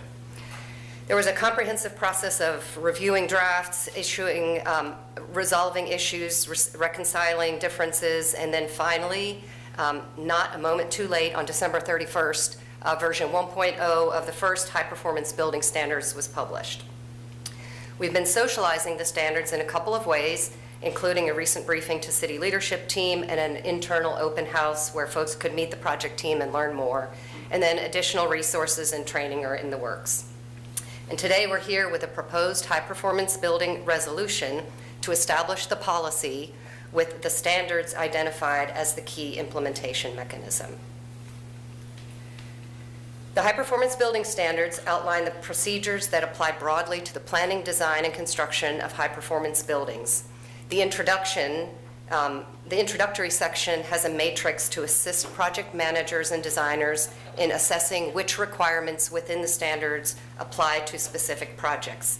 And then there are many chapters of technical guidance sections that cover an array of topics organized by traditional building categories: building envelope, building materials, mechanical, electrical, plumbing systems, commissioning, site design, and such. A key characteristic that establishes which requirements are applicable to a building project, including pursuing third-party certification, are size and value. And so without going too far in the weeds, although I'm happy to go through the tables with whoever wants, I just want to show you a snapshot of how that breaks out. So you see we have new construction, renovations, and then some other categories. And then within those, there's a size differentiator, and then within those there's some of the complexity of the buildings, such as conditioned or unconditioned, and then these value thresholds. So this is both a best practice approach, and it's also consistent with the applicability criteria that are found in the state requirements. The standards are organized in a tiered manner in a way that should make sense to folks who are used to looking at sets of project specifications. And so while the document is lengthy in its entirety, here we have it, has no pictures, it's conceived to be concise, readily accessible, and user-friendly. It goes without saying that building code, state building code laws and regulations are the floor. They're the basis. Nothing in these standards dilutes that. We are building upon that with the standard establishing current practices as our internal requirements, and these are intended to standardize building methods across all departments and all project types. The standards then also present strategies and technologies that may be appropriate for some projects. These are in the standards, these are referred to as opportunities, and then also point to developing technologies for staff to monitor or to consider piloting, and these are considered stretch goals. It's recognized that there are situations where compliance with the standards cannot be accomplished, and so there is a waiver process contemplated in the standards. But I will point out that relief from practices required by the Code of Virginia would need to come to council for a resolution. It's also contemplated that the standards will undergo routine review, and I anticipate that that will happen in less than a year from now as we take the training wheels off and work them and get feedback on them, as was mentioned in one of the public comments earlier. But the review will ensure that they provide appropriate current practices, that they are supportive of project delivery, that we ensure compliance with state requirements, and that they remain aligned with our local goals and commitments. We would expect that as time goes on, items that are currently presented as opportunities may move into the current practices category, and likewise, things which are stretch goals may become opportunities or current practices. In addition, we have updated the original internal energy and water management SOP that I mentioned to bring it in alignment with these standards, and have also developed a new internal SOP specific to the high-performance building standards. So finally, we have a number of supporting resources that are being put in place. We have a checklist that goes along with this book, and the checklist basically distills just the current practices so that a project manager has an easy guide to go through and see what will be relevant to a project scope that they're tackling. We have launched an intranet site where the document and a number of supporting resources are available to all staff. That'll be a dynamic space where we can keep adding things. We also did actually just update the public-facing webpage so the public has access to this document, and we're working on developing some additional public-facing materials. So with that, I appreciate the time this evening to present this climate action project and for your consideration of the proposed resolution, which, as I mentioned, accomplishes alignment with state requirements and establishes our own high-performance standard as the implementation mechanism. Happy to answer any questions you have. Was that just me or was it little? No, it happened. Okay, Yeah. all right. So this- I'm glad it wasn't just me. No, okay, I just want to make sure, it's been a long day. I'll start with Lloyd first. Do you have any questions or comments? Lloyd? Yeah, first question I had is following up on a question that we were asked in the public matters earlier on. Will this apply to school buildings as well? Well, the way it's written, it applies to municipal facilities, and so from our perspective, that is definitely schools, and given that the capital projects and building management is done by the city, it's all looked at on the same plate. I would think so. I would agree with that. Yeah, just I mean, wanted to be sure. and very often, a lot of the design decisions that have been, that were selected in our recent middle school project ended up setting a very good, current example of practices that we wanted to codify. Okay. It sounds like a great idea to me. I'm all in favor.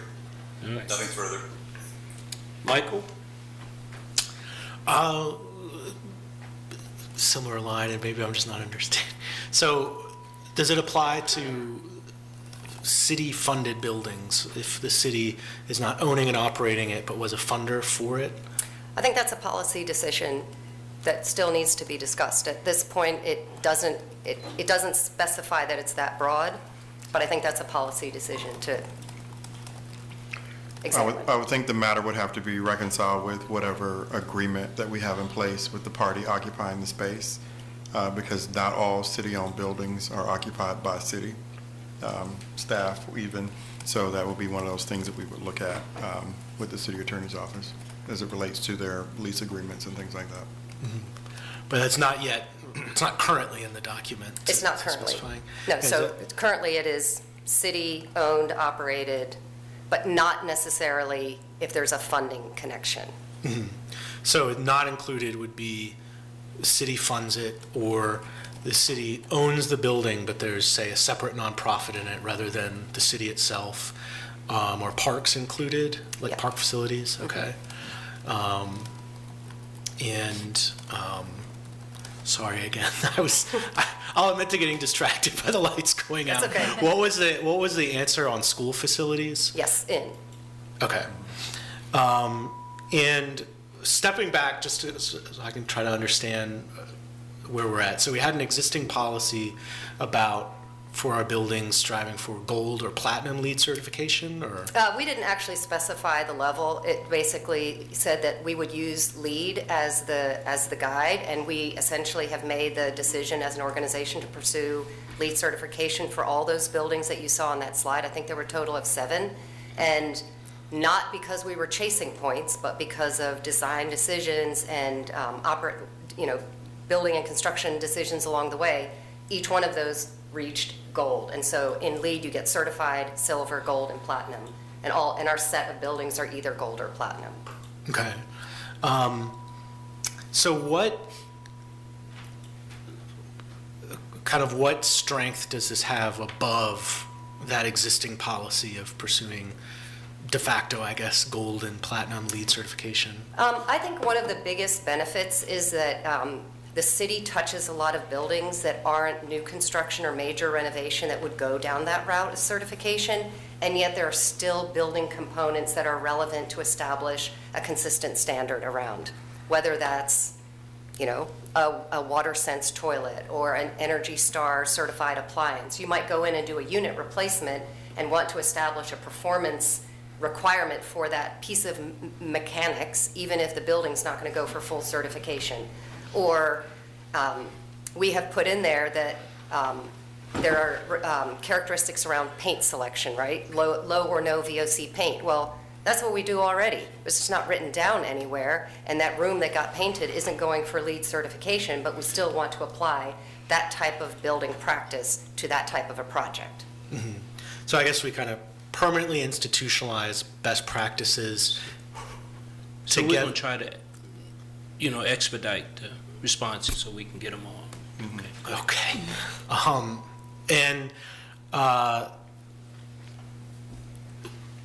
And expand the number of buildings that could be covered. Right, so it's both building, all new construction, major renovations, but then essentially all maintenance projects as well. If we have to replace a toilet, if we have to fix a light bulb, if we have to, so it's basically the gamut, from a small widget replacement to a full comprehensive building design construction. And, sorry, final question. For the areas where there's language around, like, if deemed, who is determining that? I think that's maybe an example of the subjective language that still needs to be cleaned up as we work through this. But our office is going to largely be, I guess, the owners of the program, the guide, the document, and will lead the updates and renovations thereof. I think if there's a question of whether a standard can be achieved, it will be considered through this waiver process. And there's a committee that consists of a representative from Public Works, from Parks and Rec, and from our office, who will work together to arrive at that and make a recommendation. Mm-hmm. Well, I'll just say, if we're passing this, the desire to pass this tonight, or is this just a discussion? This is a first reading. I think it's up to you, but it can go to the consent agenda next time. Mm-hmm.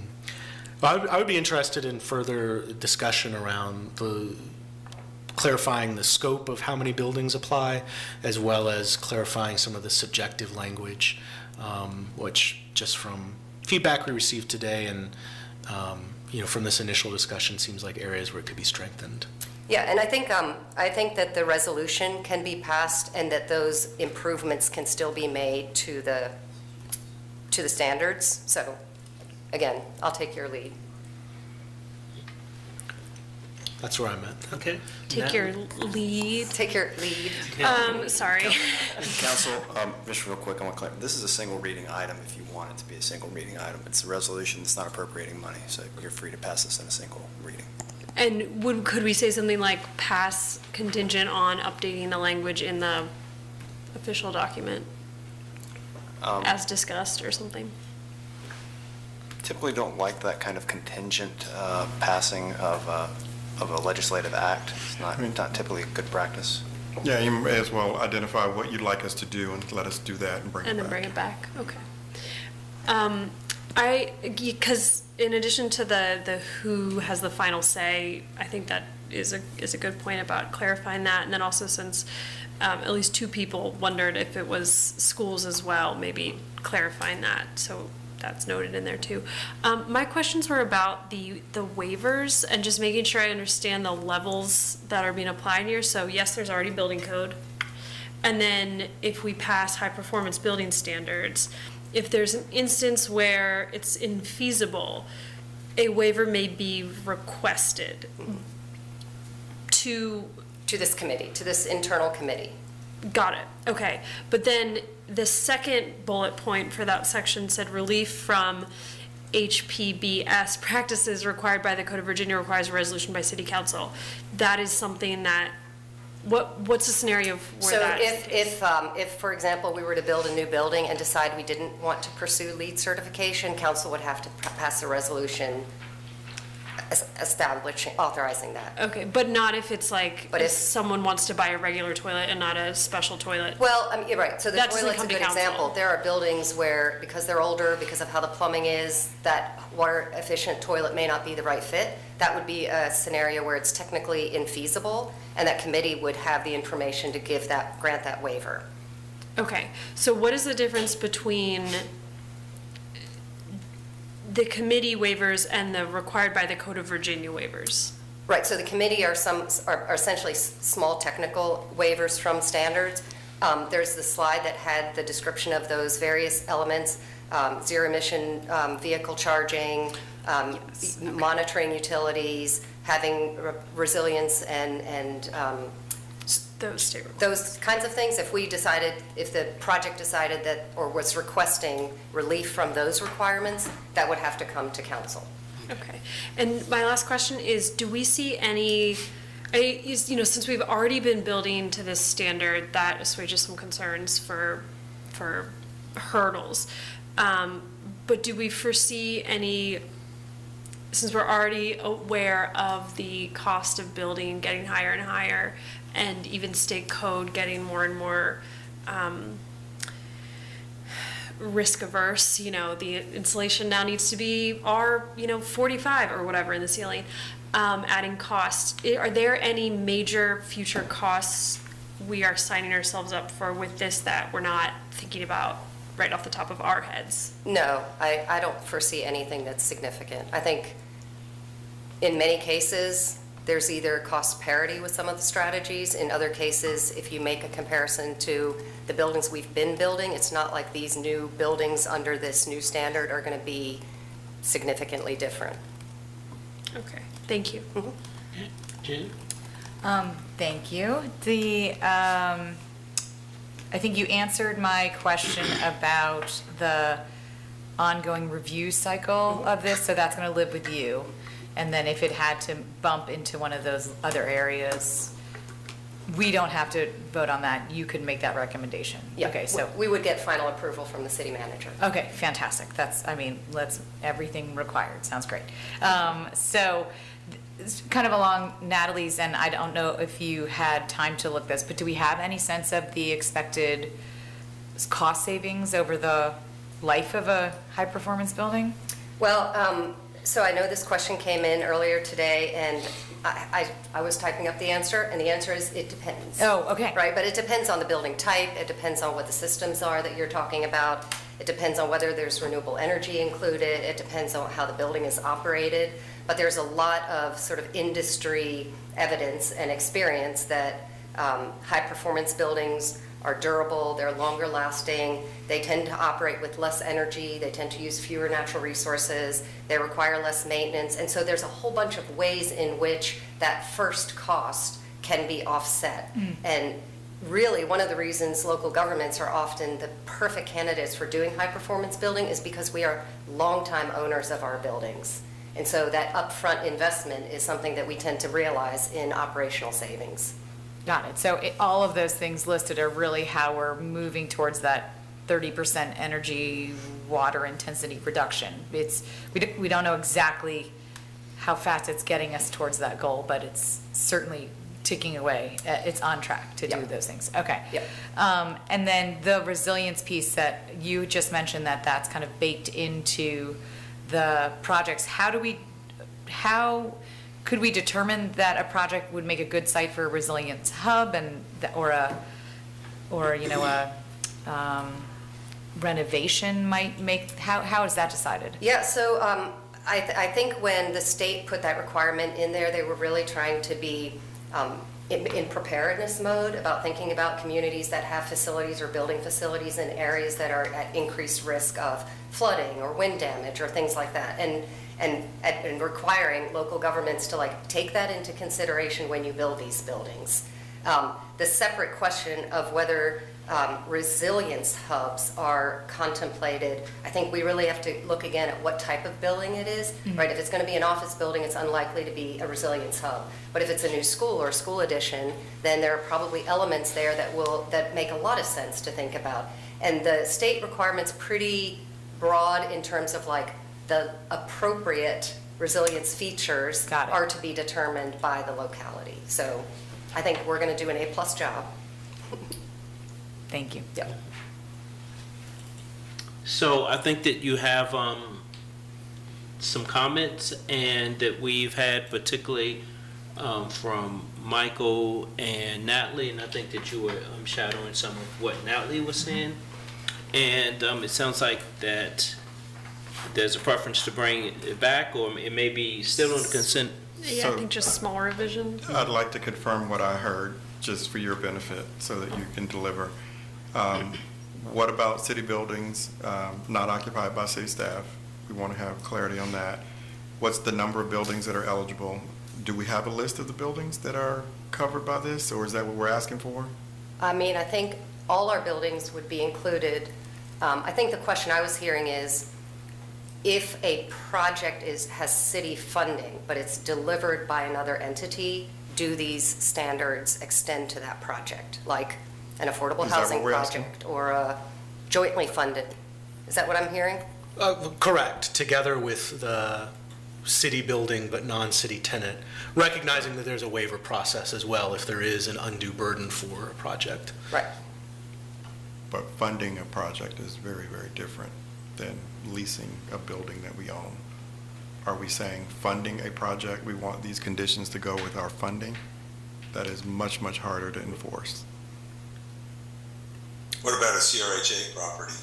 Right. I mean, that's naturally what I would imagine. I think the question is not let's do that, but let's clarify whether or not we're doing that in the Well, I don't know, And if that's we're what- not right now, then I think that's. I can say that, I can clarify that currently those types of projects and funding arrangements are not affected by these standards in this resolution. So I think it's just explicitly stating that. in If the that's what doc. we're saying, or are Yeah. we asking to pursue that? I thought I heard otherwise. I'd be interested in investigating it. I mean, I haven't had time to look deeply into it, but from feedback we got today, it sounds like Richmond is more in that direction than this. I don't know how they set it up, but that's where I'm at. The other question, who determines where something is not definitive as a decision? I think we need to explore that. You and James can talk about that one. And making sure that school buildings are clearly identified. Yes. Yeah, so in the resolution, it doesn't use the term city buildings, it uses the term municipal buildings to be intentional about covering government and school buildings. So that was actually like a word selection. But I don't know that we necessarily need to go into the resolution and say which means schools. We may know now, but 20 years from now, Probably should staff just or say it. council may not. Yeah. Okay. Just a clarification. And not every time municipal comes up, maybe just the first time. Okay. So, but you want that change in the resolution, or, because this is a document that, we can, I suspect version 2.0 or 1.1 is probably going to come in less than 12 months, because I think we're going to find little grammatical errors, opportunities to make improvements. So really the question is the change at a policy level in the resolution, or is the change in the implementation tool, clarifying it there? Because I believe when C3 did their review, they did the review of the standards, and I think there's a lot of ways in which we can be clearer in this document about those subjective things or the responsibility things. I don't know how much that has to be modified in the resolution, or how much the resolution has to be modified to address that. I think I heard just some simple language change in the resolution. Would that be correct? I think so. Yeah. You and I can work on that. Okay. I think we can figure that out. Yeah, it's like Just- really good. There's just some things that if we're passing it today, let's make sure we're 100% and not at 99.8%. Yeah, no, we want to bring you 100% something next time. I'm not sure I heard us say it in the sum up, but there was also questions around the who deemed, just making sure some clarity in some of the language. I think we got that, yeah. We got that? Okay, thank you. Could I revisit a question I asked a minute ago? What about CRHA properties? And I'm particularly interested in whether they would apply or how they would apply if CRHA ends up taking title to properties that are already built, already affordable housing. Are we going to be required to bring them up to some standards? And if so, at what cost? And what's that going to do to our affordable housing budget? So as this is contemplated today, these standards would not be requirements for those projects. I think that the standards can serve as really good model, just like they would for anybody, any other developer in the community or any other building owner. I would leave it to council as a policy decision how much further you want this resolution and these type of standards to apply. So it may not have to be included in the resolution or with this, but I think Michael said that it seemed like Richmond was doing something. If someone could just check with them to see what language they use or what angle they took at it. And that might end up being a larger thing because of the potential financial impact, so that could be a special addendum for later, and we do what we talked about so far next meeting, and then keep that in mind for a larger project. I'm thinking about it in the context of there being a waiver process as well. Okay, thank you all so much. The next item on the agenda is a resolution to refund $159,947.55 to a taxpaying entity or business. Happy Monday, Mr. Mayor, members of council. Thank you, sir. I wish I was here under more auspicious circumstances. We've got to do a big refund. This is a big contracting firm from out of state. They've been here for a number of years, working on projects around UVA. Some of them, believe it or not, we're not giving it all back. Some of the gross receipts they've derived are in the city, but we've determined that the gross receipts associated with this refund were in Albemarle County, and we're supposed to give them back. And state code and city code says anything over a $10,000 threshold, I have to bring to your attention. I've prepared a memo for the city attorney's office. They've approved it. They've agreed that that's the right decision. That's it. Yeah, that happens. Okay, any questions on this? Is this the same as we've seen in the past, where they just put bigger. Charlottesville as a general? Yeah, I mean, it's a large out-of-town contracting firm. Their accounting is done somewhere else.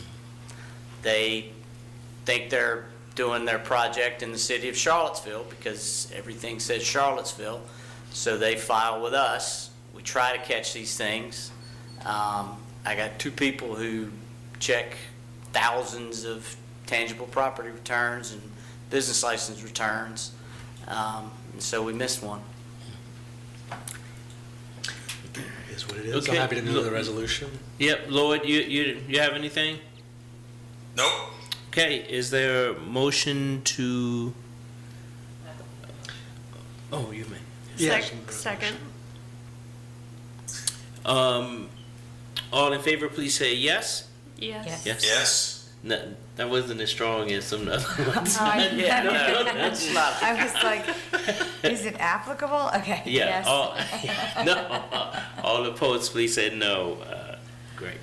Thank you, sir. All righty, thank y'all. Have a good evening. We're now for the. I have just a few questions on the written report Okay. for the staff that serve on this committee. So this is the main committee to coordinate planning between Charlottesville and UVA, correct? Yes. And no elected officials sit on this committee, correct? Correct. And this committee is not open to the public or elected officials? Correct. At these meetings, so this is the main body for coordination between Charlottesville and UVA, was there any discussion of student housing or UVA's development plans over the next few years? I could not speak to that specifically. We can find out, but I don't know that off the top of my head. I know, interestingly, in their report, there were no presentations given by UVA. They were all Habitat, City, or County, and VDOT, which is interesting. But that's it. I always like to bring that up. A fascinating situation for the main body to supposedly coordinate planning between our largest employer and landowner. Yeah. This is the second opportunity for public input. Who would like to speak? Yes.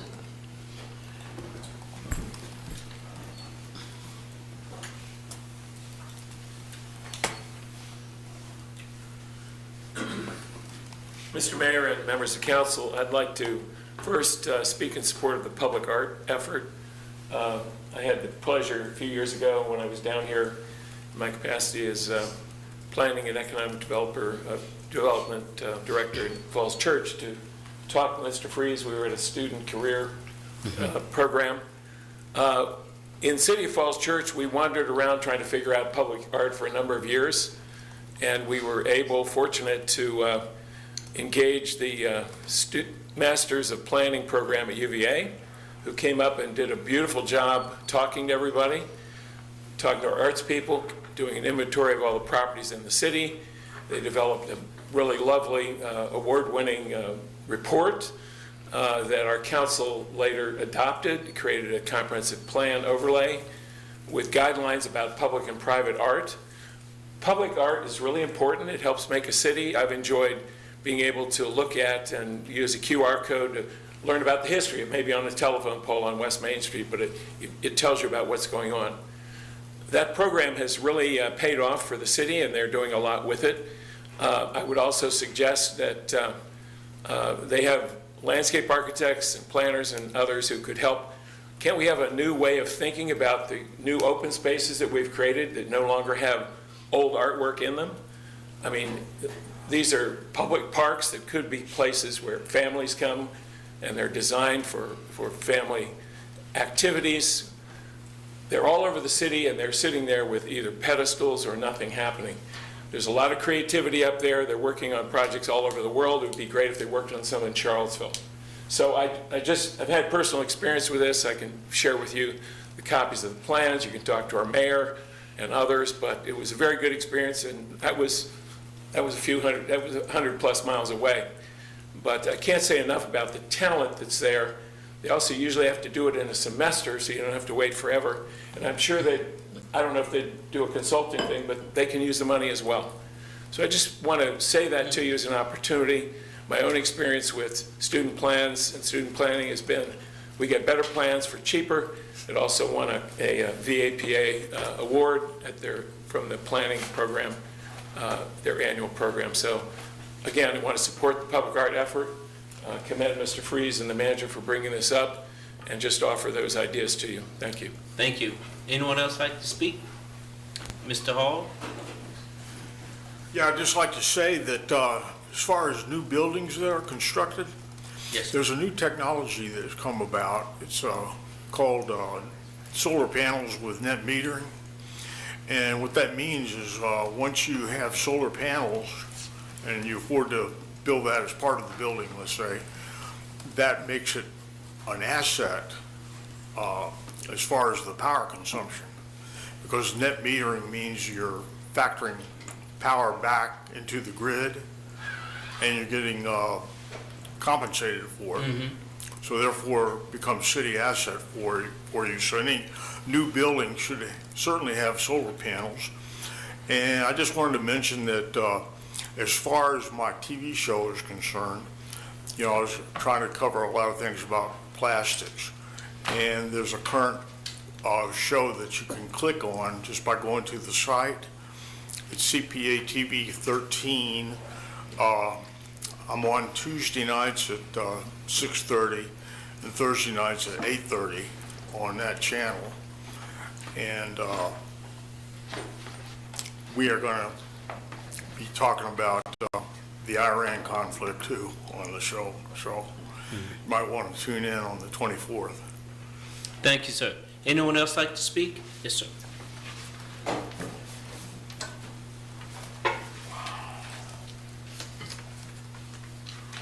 Thank you. I didn't say my name before. I'm Frank Victor. I live in Fifeville. I just want to continue with what I had said before, continuing with this analogy. Let me just speak in simple terms at the end of the meeting here because it's time to go home probably. There's a kind of on the one hand, on the other hand analogy I'd like to give you. And it's there's a sort of a let's make a deal approach, and it should be opposed to or should be compared to a consistency approach. So on the one hand, in Fifeville, you guys have done marvelous things in supporting grocery store development of 501 Cherry. You guys have for years done wonderful things in coordination with the Fifeville Neighborhood Association and other groups have too, for a small area community area plan. So on the one hand, that's all good. And we could say, well, yeah, you know, let's make a deal. On the other hand, well, we're just going to chop off your other hand. You're not going to have that hand anymore, but we've done all this good things for your other hand. So the alternative to that way of thinking, let's make a deal, is consistency. And that's what people in Fifeville probably think. I know I do. Like, wow, you guys have been so wonderful with us. The city has been so wonderful. Other groups have too. It seems as if we all agree that it's a good thing to build up Fifeville in certain kinds of ways. It's surprising to find that the zoning has created a situation, perhaps unexpected even by council, that a very, very large building would want to be there. Now, I brought up the Dominion example before, where it's well known that not wealthy communities, but usually poorer communities, often black communities, have to bear the burden of having a big compressor station for Dominion power. I'm no expert on that. I think those are the right words. So Dominion knows, or gets taught by everyone, no one in their right mind really wants this compression station there. It has certain risks associated with it, noise, gas has to be converted into electricity. But hey, we'll do something for you. We got a lot of, and we notice you don't have money. We do. Let's give you a community center or something like that. Well, that's what we have as a situation in Fifeville now.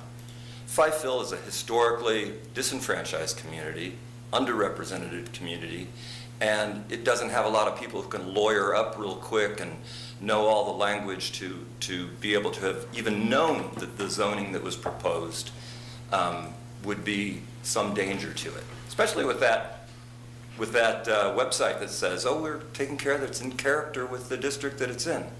So I'm encouraging you, of course, to be consistent and to not need to go with the let's make a deal approach. Thanks so much. Anyone else like to speak? If not, can I get a motion to adjourn? So moved. Can I get a second, please? Second. All in favor, please say yes. Yes. Yes. All opposed, please say no. Thank you. Lord, you can go to sleep, man. Night-night. We're at breakfast. I don't know what's up. It's, let's see, it's about 6 a.m. here, so yeah. An all-nighter. Yeah. Safe travel. Bye-bye.